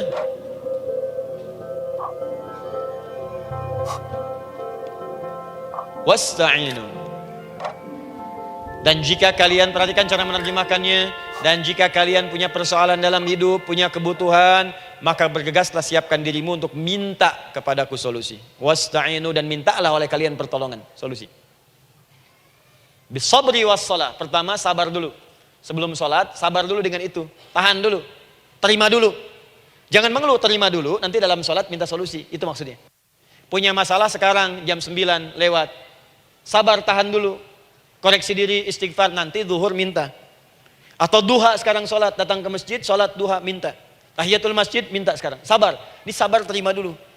Jangan mengeluh. Sabar. Ingat. Terima, sabar. Karena Allah mustahil memberikan ujian masalah kalau kita tidak sanggup menerimanya. La yukallifullahu nafsan illa. Saya sering katakan Bu ya, maaf kalau kalimat ini mungkin kurang berkenan. Tapi kalimat ini nyata. Kalau ibu sekarang punya masalah seberat apapun, itu artinya hanya ibu yang sanggup untuk menerimanya. Saya tidak. Betul, karena itu persoalan itu dititipkan kepada ibu, bukan kepada seorang bernama Adi Hidayat. Ibu yang dipercaya. Ya, ibu dipercaya oleh Allah. Kenapa ibu tidak yakin dengan itu? Karena cuma ibu yang bisa mengatasi. Ibu yang mampu, saya tidak. Karena itu dititipkan pada ibu. Kaidahnya, la yukallifullahu nafsan illa wus'aha. Allah nggak akan berikan beban, ujian, masalah kalau dia nggak mampu. Artinya kalau saya nggak mampu, saya nggak dikasih. Ibu mampu, ibu diberi. Jangan mengeluh. Kenapa mesti saya ya Allah? Kamu mampu. Ya Allah, why me? Why not? Kamu yang bisa. Nah sekarang, wassalah setelah terima itu, tapi juga jangan terlampau kepedean. Memang cuma saya yang mampu ya, bikin status. Kemudian sholat, kita akan katakan, ya Allah, Engkau perintahkan saya untuk minta tolong. Sekarang saya akan minta kepadamu. Lalu kita katakan, maaf ya Allah, saya sekarang punya masalah, saya ingin bermohon kepadamu, saya ingin minta kepadamu ya Allah, saya mohon ya Allah. Maaf Bu ya, maaf ya, sebentar. Ibu kalau punya masalah sedikit atau banyak? Banyak. Yang punya masalah ibu saja atau anak juga punya masalah? Kadang-kadang, bukankah anak yang punya masalah ibu yang minta? Bukankah suami yang punya persoalan ibu yang bermohon? Kan? Karena itu, kalau kita ingin memohon kepada Allah dengan persoalan yang kompleks mewakili yang banyak, maka pertama kalimatnya diawali dengan huruf na. Berarti kami, kita, semua. Jelas ya? Nah, ibu ingin robah kalimatnya minta tolong. Kata Allah, minta kepadaku pertolongan. Wasta'inu. Ibu ingin robah menjadi bentuk permintaan. Rubah kalimatnya menjadi nasta'in. Nasta'in. Nasta'in.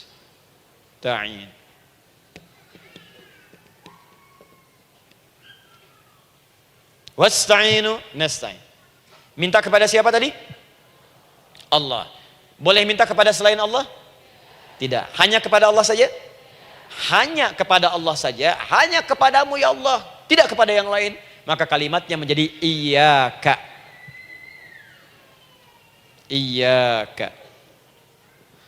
Hanya kepadamu saja ya Allah. Engkau berjanji kalau ada masalah minta aku berikan. Sekarang hanya kepadamu saja ya Allah aku bermohon. Maka kalimatnya namanya iyyaka nasta'in. Sekarang saya tanya kepada ibu, apakah dalam sholat ibu membaca kalimat iyyaka nasta'in? Tuh. Saya mau tanya, ibu bacanya saat ruku atau saat sujud? Berdiri. Gak ada orang ruku baca kalimat ini. Allahu Akbar, iyyaka na'budu wa iyyaka nasta'in. Berdiri. Iyyaka na'budu wa iyyaka. Nah, sekarang saya bacakan hadis qudsinya. Tersambung dari Nabi sallallahu alaihi wasallam. Qala Rasulullah sallallahu alaihi wasallam, qala Allah azza wa jalla. Allah langsung yang berfirman lewat hadis qudsi. Perhatikan bahasanya. Qasamtus shalah baini wa baina 'abdi. Saya bagi dalam salat itu dua bagian, antara hak aku dan hak hambaku. Wali 'abdi ma sa'ala. Dan jika benar hambaku menunaikan kewajibannya dengan baik, menjaga hak-hak aku, maka pada saat itu apapun yang dia minta dalam salat aku akan berikan. Apapun. Kapan itu terjadi? Perhatikan kalimatnya. Idza qala al-'abdu, kalau hamba mulai membaca dalam salatnya, alhamdulillahi rabbil alamin. Alhamdulillahi rabbil alamin. Qala Allah azza wa jalla, seketika Allah menjawab, hamadani 'abdi, hambaku sedang memujiku. Ibu ingat baik-baik Bu ya. Ingat baik-baik. Setiap ibu baca Al-Fatihah dalam sholat itu Allah memperhatikan dan menjawab bacaan ibu. Tadi, masih ingat ketika saya katakan, wa idza sa'alaka ibadi anni fa inni qarib, Allah itu dekat. Ya. Wa idza qala al-'abdu ar-rahmanir rahim, kalau hamba melanjutkan ar-rahmanir rahim, qala Allah azza wa jalla, Allah langsung menjawab, athna alayya 'abdi, hambaku sedang menyanjungku. Wa idza qala al-'abdu maliki yaumiddin, ketika hamba berkata maliki yaumiddin, qala Allah azza wa jalla, Allah menjawab majjadani 'abdi, hambaku sedang mengagungkanku. Sekarang perhatikan kalimat ini. Wa idza qala al-'abdu, jika seorang hamba berkata iyyaka na'budu wa iyyaka nasta'in, ya Allah, sekarang hamba salat ibadah atas perintahmu. Dan hamba minta, ya Allah, hamba punya masalah, hamba punya persoalan, dan kau janjikan minta dalam salat. Qala Allah azza wa jalla, Allah jawab, hadza baini wa baina abdi, inilah perjanjian aku dengan hambaku. Wali abdi, kalau hambaku benar salatnya sampai bacaan ini, masalah apapun yang dia minta sekarang aku akan kabulkan. Dalam berdiri. Cuman sayang, kadang-kadang dalam keadaan ini banyak yang tidak minta. Maka caranya saya sampaikan yang pertama, kalau ibu sudah sampai ke bacaan ini, iyyaka na'budu wa iyyaka nasta'in, sertakanlah dalam hati ibu. Gak usah dilafadzkan. Sertakan, ibu punya masalah apa? Atau secara umum minta solusi. Minta. Nabi itu kalau sholat, Nabi SAW kalau sholat, itu kalau baca ayat-ayat Quran, itu seringkali berhenti, Bu. Sering berhenti. Kalau dalam ayat doa, beliau berhenti, mohonkan dengan baik. Kalau ayat-ayat surga, minta supaya umatnya ke surga. Ayat-ayat neraka, mohon supaya umatnya dibebaskan dari neraka. Minta.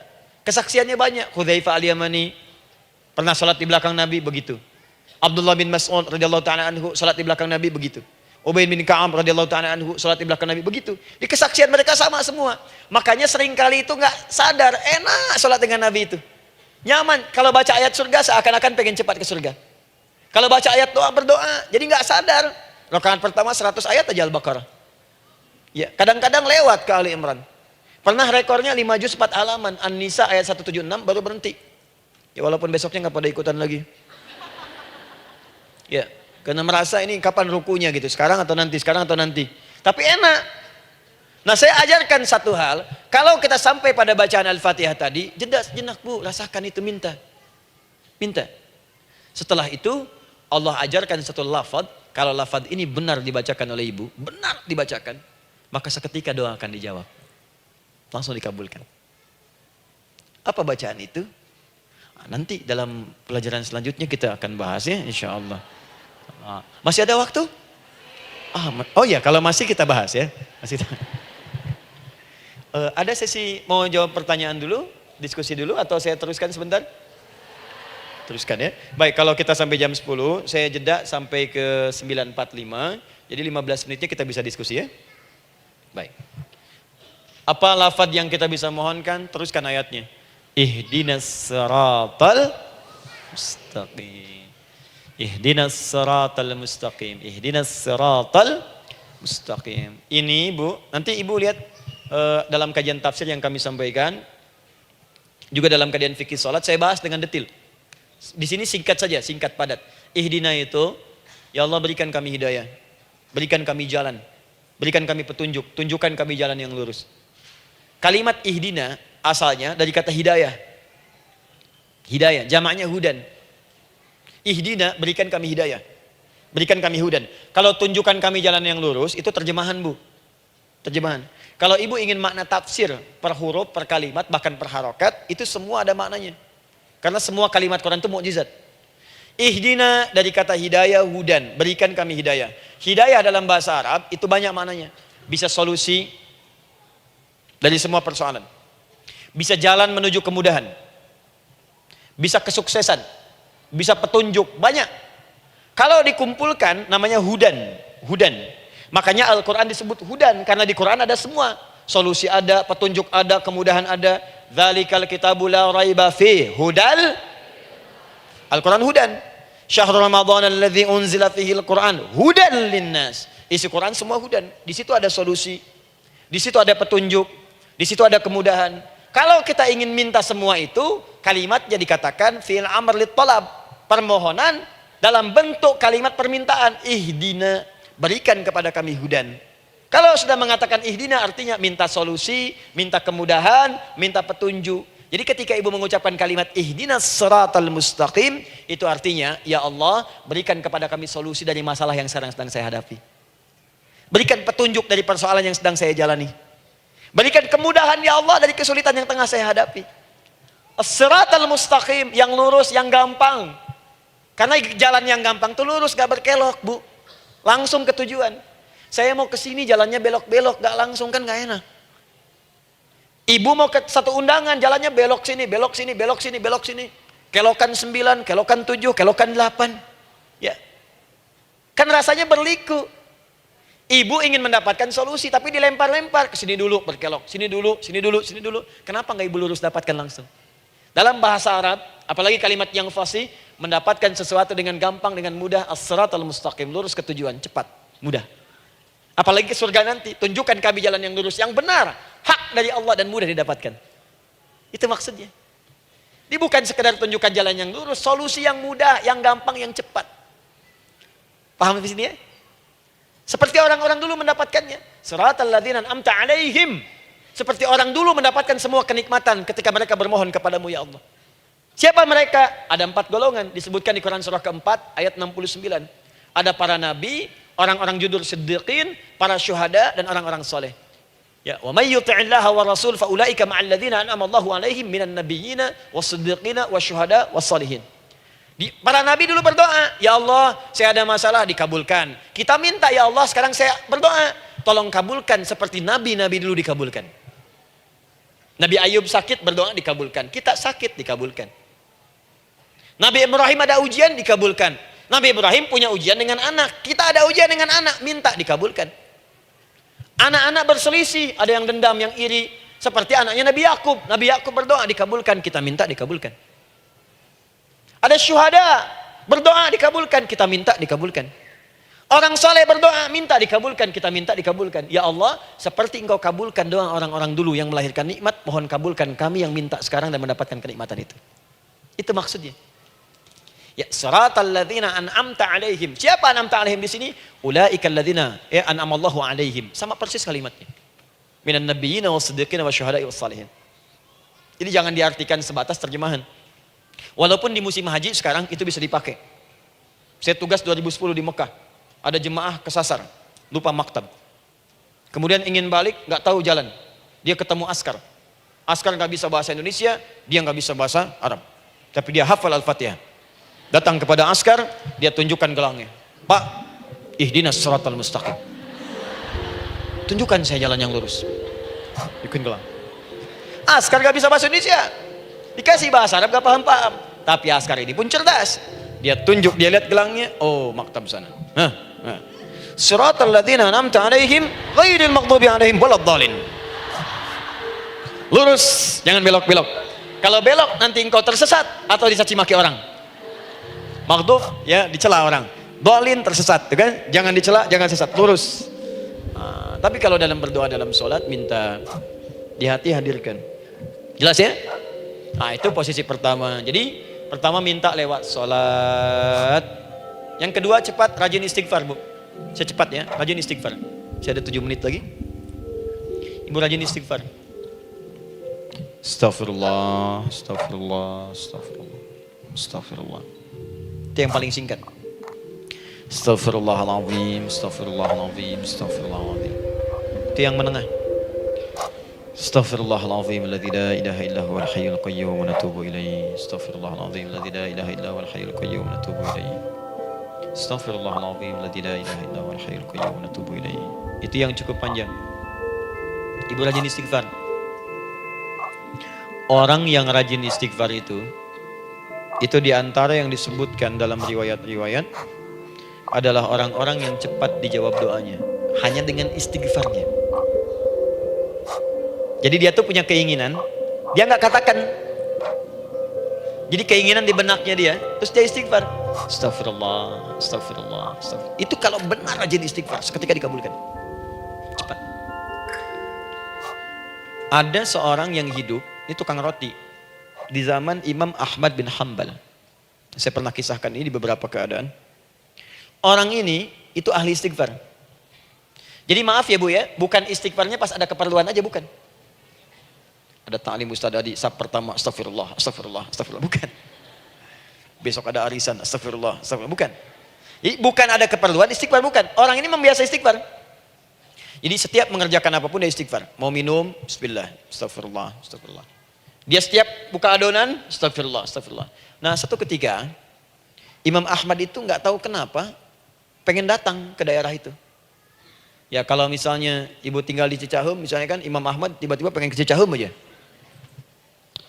Terus karena lelah, mampir ke masjid. Istirahat di dalam masjid. Tiba-tiba kata penjaga masjidnya, DKM-nya, marbotnya, ya Syekh, idhab, pergi, nggak boleh tiduran di sini. Kata Imam Ahmad, saya kan cuma numpang istirahat, nggak boleh keluar. Dan dia nggak tahu kalau itu imam besar. Dan Imam Ahmad itu sudah populer Bu, sangat famous, familiar. Cuman orang kan nggak pernah lihat wajahnya. Dulu kan nggak ada Facebook, nggak ada Instagram, nggak ada handphone, nggak ada apa-apa. Jadi kalau orang terima Ahmad, ya Ahmad aja kemana-mana. Oh, no, Imam Ahmad, dia Imam Ahmad, Imam besar, Imam Syafi'i, Imam besar. Tapi nggak pernah lihat. Sekarang kan udah kelihatan. Ya, udah kelihatan. Sekarang banyak.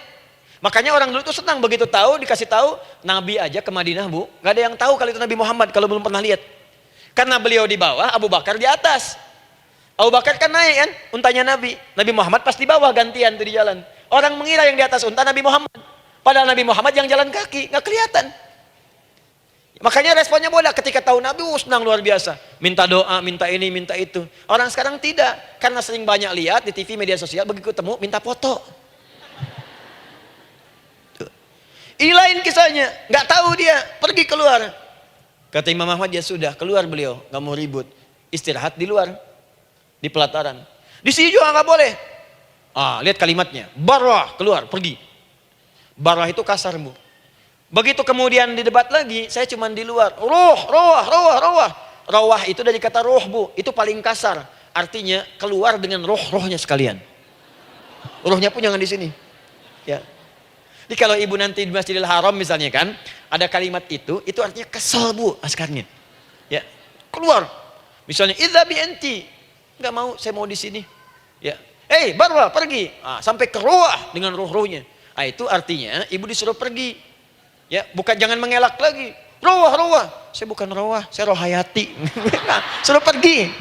Pergi. Imam Ahmad pergi tuh akhirnya. Pergi. Di jalan kelihatan ada tukang roti tadi. Begitu kelihatan capek lah dipanggil, Syekh, kayaknya lelah istirahat di sini. Dan tukang roti pun nggak tahu kalau itu Imam Ahmad.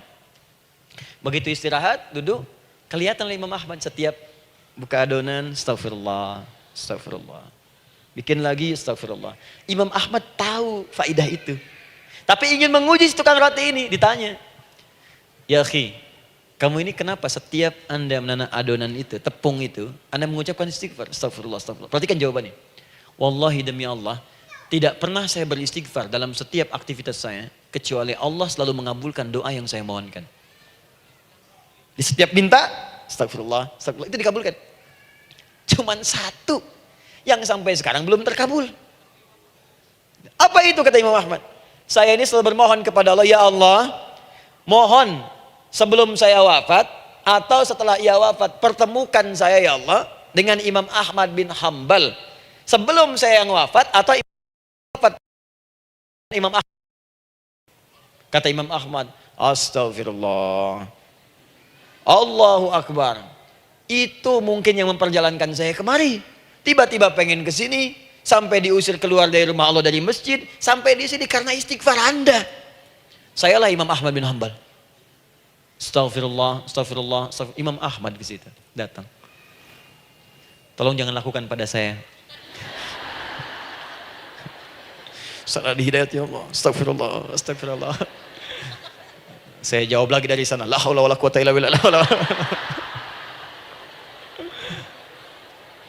Ini istighfar. Nah, kapan istighfar yang baik? Istighfar yang baik dilakukan setelah tahajud sebelum fajar. Saya ulang ya. Setelah tahajud sebelum fajar. Dalilnya Quran surah ke-51 ayat 18. Baca dari ayat 15 sampai 18-nya. Jadi ibu kalau mau seperti itu, rajin tahajud dulu Bu. Tahajud. Setelah itu biasakan istighfar. Itu latihan dulu, itu baru latihan. Ingat ya, istighfar menjelang fajar di waktu sahar, itu baru latihan. Astagfirullah, astagfirullah, astagfirullah. Nanti kalau sudah banyak latihan, ibu akan refleks. Mau duduk masuk mobil, astagfirullah. Duduk mau makan, astagfirullah. Ya, kadang-kadang ibu mau ambil handphone, astagfirullah. Itu refleks di lisan kita keluar. Ahli istighfar itu nggak direncanakan keluar di lisannya. Astagfirullah, astagfirullah, astagfirullah. Kalau sudah seperti itu, berbahagialah. Karena apapun kadang ibu inginkan, sepanjang itu ibu butuhkan, seketika dikabulkan. Ya. Yang ketiga, yang terakhir. Sudah 9:45, boleh sedikit? Ya, yang terakhir ya, terakhir. Jangan khawatir, setelah ini selesai. Jangan khawatir. Yang ketiga, ini amalan yang paling dahsyat. Jadi yang pertama minta dikabulkan.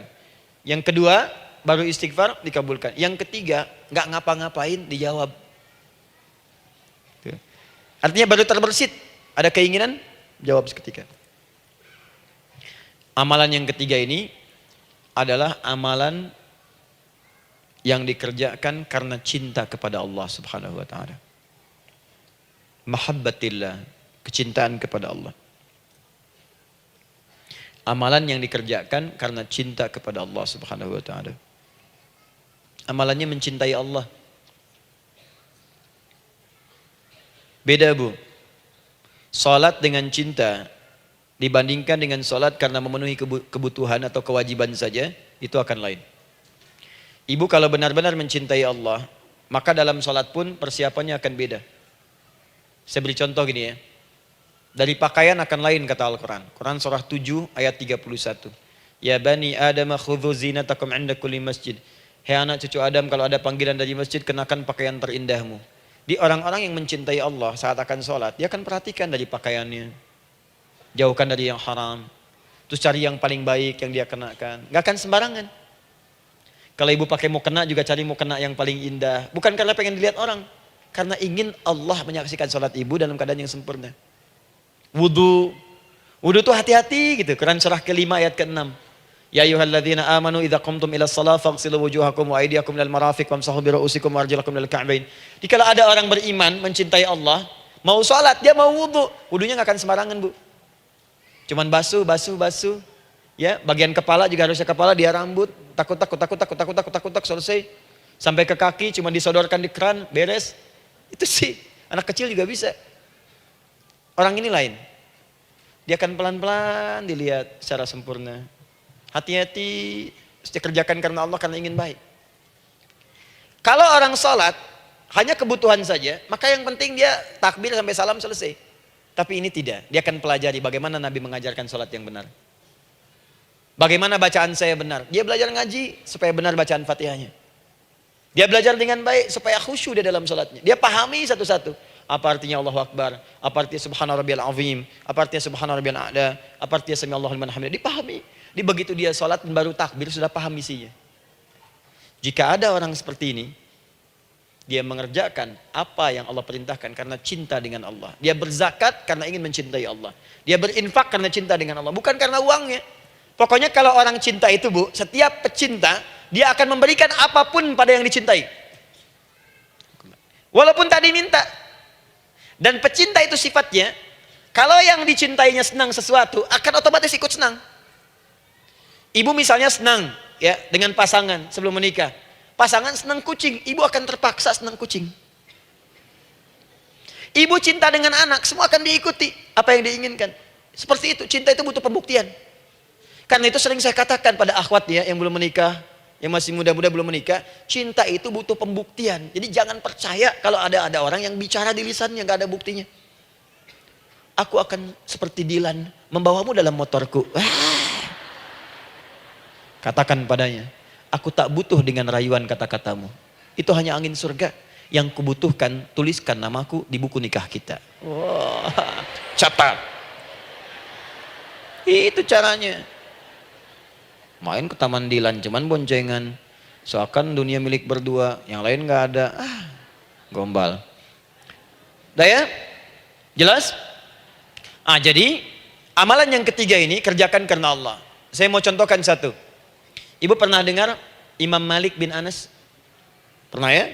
Gurunya Al-Imam Asy-Syafi'i, Imam Malik bin Anas, lahir di kisaran tahun 94-95 Hijrah. Siap, Kang Dan.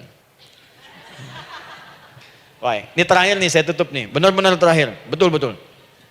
10 menit lagi kalau ada nanti tanya jawab sedikit. Imam Malik ini Bu, itu Masya Allah. Saking cinta pada Allah dan Rasul, itu tidak pernah, jangankan sholat. Dalam beliau memberikan fatwa pun akan mencari pakaian yang paling bagus. Paling indah. Dan beliau menjaga adab dalam menyampaikan kalimat Nabi pun itu luar biasa. Sampai satu kali pernah pakai jubah bagus, indah, ada lebah menyengat di kepalanya, sedang menyampaikan hadis, saking hormatnya terhadap hadis Nabi, lebah itu dibiarkan menyengatnya. Enggak mau memutus kalimat Nabi, hadis Nabi hanya untuk mengusir lebah, dibiarkan sampai tersengat. Apa yang Allah berikan kepada beliau? Allahu Akbar. Satu kali singkat, berdiskusi dengan muridnya Imam Asy-Syafi'i. Kata Imam Asy-Syafi'i, ya guru, setahu saya rizki itu dicari dulu baru dikasih. Imam Malik lebih tinggi ilmunya pada saat itu. Beliau tahu ada 8 jenis rizki. Ya Syafi'i, ada rizki yang tidak perlu dicari, Allah berikan. Wah, berdebat tuh sampai berpisah. Setelah itu secara singkat Imam Asy-Syafi'i lewat di kebun anggur sedang panen anggur besar. Tiba-tiba tergerak untuk membantu, datang ke situ bantu. Begitu selesai dikasih hadiah anggur banyak, besar-besar, indah, enak, gitu kan? Ketika diberi itu langsung senang beliau. Bukan karena anggurnya, karena merasa pendapatnya benar. Jadi begitu bekerja baru dapat. Dibawalah anggur ini diberikan pada gurunya. Perhatikan adabnya terhadap guru. Jadi kalau ibu adabnya bagus pada guru, keberkahan dapat, ilmunya pun menghunjam di jiwa. Imam Syafi'i nggak merasa benar, tapi memberikan sebuah jawaban dengan adab. Guru, tadi itu ada panen anggur, saya mencoba membantu. Begitu saya bantu dikasih anggur, dikencangkan kalimatnya. Begitu saya bantu dikasih. Dibantu dulu baru dikasih. Kalau saya nggak bantu, saya nggak dikasih. Apa jawab Imam Malik? Imam Malik tersenyum, tertawa. Tabassama dhahika. Masya Allah, Syafi'i, bahasa kita. Tadi itu saya keluar, mau ngajar. Siang-siang terik begini, saya kepikiran, ya Allah, kalau makan anggur yang enak-enak, enak banget sekarang ini. Ada anggur sekarang. Tuh. Murid berikhtiar, guru mendapatkan hasil. Setelah itu Asy-Syafi'i naik dan jadi bintang di zamannya, sampai kekinian pun luar biasa, dan mendapatkan barakah gurunya seperti gurunya dapatkan, muridnya pun meraihnya. Itulah 3 cara bagi kita untuk bermohon kepada Allah. Jika ingin dipercepat oleh Allah, bisa lewat salat, bisa lewat istighfar, bisa juga dengan menciptakan amalan-amalan atau mengikuti amalan-amalan yang dicintakan atau ditujukan untuk mencintai Allah Subhanahu wa taala. Ibu bisa paham ini? Baik. Kemudian berdoa. Tapi yang jadi masalah, Ustadz, ketika berdoa kok belum dikabulkan juga. Apa ciri doa dikabulkan? Seperti apa kita tahu doa kita dikabulkan? Itu mungkin kita bahas di episode yang berbeda insyaallah. Alhamdulillahi rabbil alamin, arrahmanir rahim, maliki yaumiddin. Iyyaka na'budu wa iyyaka nasta'in. Ihdinas siratal mustaqim. Siratal ladzina an'amta 'alaihim ghairil maghdubi 'alaihim waladdallin. Allahumma nahmaduka hamdan syakirin, hamdan na'imin, hamdan yuwafi ni'amahu wa yukafi'u mazidah. Ya Rabbana lakal hamdu wa lakal syukru kama yanbaghi li jalali wajhikal karim wa li 'azimi sultanik. Allahumma salli wa sallim barik ala rasulikal karim nabiyyikal amin sayyidina Muhammadin wa ala alihi wa sahbihi wa ummatihi ila yaumiddin. Allahumma rabbana ya al-ghafur rahim, la tada' lana fi maqamina hadha fi kulli maqamin dhanban illa ghafartah. Duhai Allah, kami bermohon kepadamu, Engkau yang maha pengampun, Engkau yang maha penghapus segala dosa. Kami mengakui kami berbuat salah, kami mengakui banyak dosa kami kumpulkan. Maka kami mohon kepadamu ya Allah, jangan biarkan ada satu orang pun berada di sekitaran Majlis Ta'lim ini kecuali sebelum ia pulang Engkau telah ampuni segala dosa-dosanya, Engkau telah gugurkan dan hapuskan segala dosa-dosanya. Wala hamman illa farajtah. Ya Allah, jika ada satu orang pun di antara jamaah saat ini yang merasakan kegelisahan dalam hatinya, jangan biarkan dia meninggalkan area Majlis Ta'lim ini kecuali Engkau telah tenangkan keadaan hatinya. Allahumma wala maridan illa syafaitah. Jika ada di antara kami yang tengah Kau jadikan penyakit seberat apapun, maka mohon angkat dan sembuhkan segala penyakitnya. Allahumma wala dainan illa qadaitah. Ya Allah, jika ada di antara kami yang berat hidupnya karena lilitan utang piutang, terjebak riba dan sejenisnya, maka mohon ya Allah dengan keikhlasan amalannya, mohon angkat dan berikan rizki terlimpah kepada yang untuk melunasi utang-utang dan terbebas dari lilitan riba dan semacamnya. Allahumma ya arhamar rahimin, Allahumma tubna ilaika min kullil ma'asi Ya Allah, kami ingin memperbaiki diri kami. Kami bertobat dari segala maksiat yang pernah kami kerjakan. Allahumma asli ahwalana ma yuqarribuna ila ridhak. Ya Allah, kami bermohon kepadamu. Mulai hari ini, mohon bimbing kami untuk memperbaiki diri. Supaya kami bisa lebih dekat denganmu, ya Allah. Allahumma asli azwajana. Ya Allah, kami mohon sayangi dan perbaiki, ya Allah, akhlak suami-suami kami. Ya Allah, mohon bimbing suami-suami kami jadi suami yang baik. Membimbing keluarga menjadi keluarga yang saleh. Allahumma ya Allah, Allahumma arsyad wa asli ya Allah azwajana, zawjatina. Ya Allah, demikian dengan istri-istri kami, ya Allah. Jadikan mereka perempuan-perempuan yang salihah. Bimbing menjadi ibu-ibu yang baik. Allahumma abnana, auladana, dzurriyyatina. Allahumma aslih lahum ya arhamar rahimin liyakunu salihin, liyakunu su'ada fid dunya wal akhirah. Ya Allah, anak-anak kami, cucu-cucu kami khawatir berpisah dengan mereka di akhirat nanti. Kami mohon ya Allah, jika memang ada maksiat yang mereka kerjakan karena dosa-dosa kami mohon ampun ya Allah. Perbaiki anak-anak kami, bimbing cucu-cucu kami ya Allah. Jadikan mereka anak-anak saleh, anak-anak yang bisa memberikan mahkota kepada kami di akhirat ya arhamar rahimin. Kami malu dengan anak orang lain yang telah hafal Al-Quran. Kami malu dengan anak orang lain yang telah mampu tahajud. Kami malu dengan anak orang lain yang telah bisa membaca Al-Quran dengan baik. Sedangkan anak kami masih sibuk dengan dunia ya Allah. Kami takut bila wafat tidak bisa memberikan petunjuk kepada mereka dengan izin-Mu. Allahumma ya arhamar rahimin. Allahumma idza kana hunalika baqiyati ayyamina faj'al baqiyata ayyamina ya Allah hayatan thayyibah. Duhai Allah, kami bermohon kepadamu, jika memang terbentang masa kehidupan bagi kami sampai dengan hari esok, maka mohon jadikan sisa-sisa hidup kami lebih baik daripada hari-hari yang sebelumnya. Wa idza kana hadzal yaum min akhir ayyamina faj'al ya Allah hadzal yaum husnal khatimah. Ya Allah, kami mohon, jika memang hari ini adalah hari terakhir kami hidup dan harus kembali kepadamu untuk wafat, mohon jadikan di hari ini kami husnul khatimah. Allahumma qawwi lisanana ila kulli kalimat at-tauhid la ilaha illallah Muhammadur Rasulullah. Ya Allah, kami mohon, jika kelak kami akan wafat, ringankan lisan kami untuk mengucapkan kalimat tauhid la ilaha illallah Muhammadur Rasulullah. Wa ajib kalimatan biqaulika ya ayyatuhan nafsul mutmainnah irji'i ila rabbika radiyatan mardiyah fadkhuli fi ibadi wadkhuli jannati. Ya Allah, kami mohon kelak nanti dalam sakaratul maut nanti, jika kami bermohon kepadamu dengan kalimat tauhid la ilaha illallah, mohon jawab kalimat kami ya Allah dengan panggilanmu yang indah. Ya ayyatuhan nafsul mutmainnah, hai jiwa yang sudah tenang, irji'i ila rabbika radiyatan mardiyah, hai cepat pulang menghadap kepada Rabbmu. Hai cepat pulang menghadap kepada Rabbmu. Hai cepat pulang menghadap kepada Rabbmu. Aku ridha dengan semua amalmu, engkau pun akan ridha dengan semua pemberianku. Adkhuli fi ibadi wadkhuli jannati. Engkau aku masukkan dalam golongan hambaku, aku siapkan surga untuk menyambutmu. Allahumma ishtaqna bi Rasulillah sallallahu alaihi wasallam. Ya Allah, kami rindu sekali dengan Rasulullah sallallahu alaihi wasallam. Lam na'ish ma'ahu fil hayat wa lam narahu fil manam. Kami belum pernah hidup bersama beliau di dunia, tidak mampu menatapnya di alam mimpi. Maka mohon ya Allah, jangan biarkan kami berpisah dengan Rasulullah di akhirat nanti ya Rabbal Alamin. Jumpakan kami dengan Rasulullah di Taman Firdaus yang paling indah. Allahumma ya arhamar rahimin. Allahumma rizqna yusra ya Allah. Likullil hujjaj. Ya Allah, anugerahkan kemudahan, kelapangan kepada para jemaah haji yang berhaji tahun ini ya arhamar rahimin. Allahumma taqabbal minhum ya Allah hajjahum, sa'yahum sa'yan mashkura, wa dhanbahum dhanban maghfura, wa tijaratahum tijaratan lan tabur. Ya Allah, jangan sia-siakan pengorbanan fisik mereka, biaya mereka, waktu mereka, tenaga mereka, emosi mereka. Terima haji mereka ya Allah. Jadikan sa'i mereka berhasil, tawaf mereka benar, jadikan seluruh manasik yang Engkau ridhai ya arhamar rahimin. Allahumma ya Allah, rizqan hasanan tayyiban liyahujju kullu man lam yahujj ya arhamar rahimin. Ya Allah, bagi kawan-kawan kami, kerabat kami, saudara kami, tetangga kami yang belum berhaji, maka anugerahkan kemudahan bagi mereka untuk berhaji ya Allah. Anugerahkan kelapangan untuk berhaji ya Allah. Sekalipun memang tidak terbuka kesempatan itu, maka mohon anugerahkan sifat mabrur kepada kami sekalipun tidak mendapati ibadahnya. Allahumma ya arhamar rahimin. Allahumma rizqna ya Allah nikmatan salihah. Ya Allah, anugerahkan kepada kami nikmat untuk menjadi orang saleh di dunia dan kembali kepadamu di akhirat dalam keadaan saleh. Alhiqna bis salihin ma'al ladzina an'amta 'alaihim minan nabiyyina was-siddiqina wasyuhada was-salihin wa hasuna ulaika rafiqa. Ya Allah, kumpulkan kelak kami di surga dengan para nabi, orang-orang saleh, para syuhada, orang-orang yang benar di hadapan-Mu. Itulah nikmat terbaik yang mampu kami dapatkan.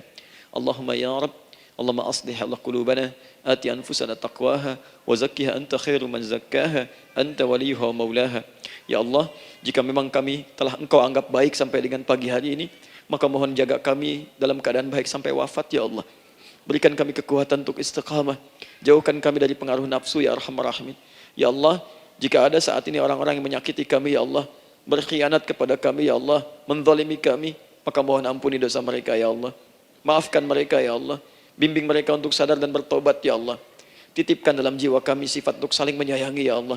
Titipkan dalam jiwa kami sifat untuk saling memaafkan ya Allah. Titipkan dalam jiwa kami sifat untuk bisa memperhatikan ya Allah. Allahumma ya Rabb, Rabbana atina fid dunya hasanah wa fil akhirati hasanah wa qina adzaban nar. Bifadlika subhana rabbika rabbil izzati amma yasifun. Wassalamun alal mursalin wa akhiru da'wana alhamdulillahi rabbil alamin.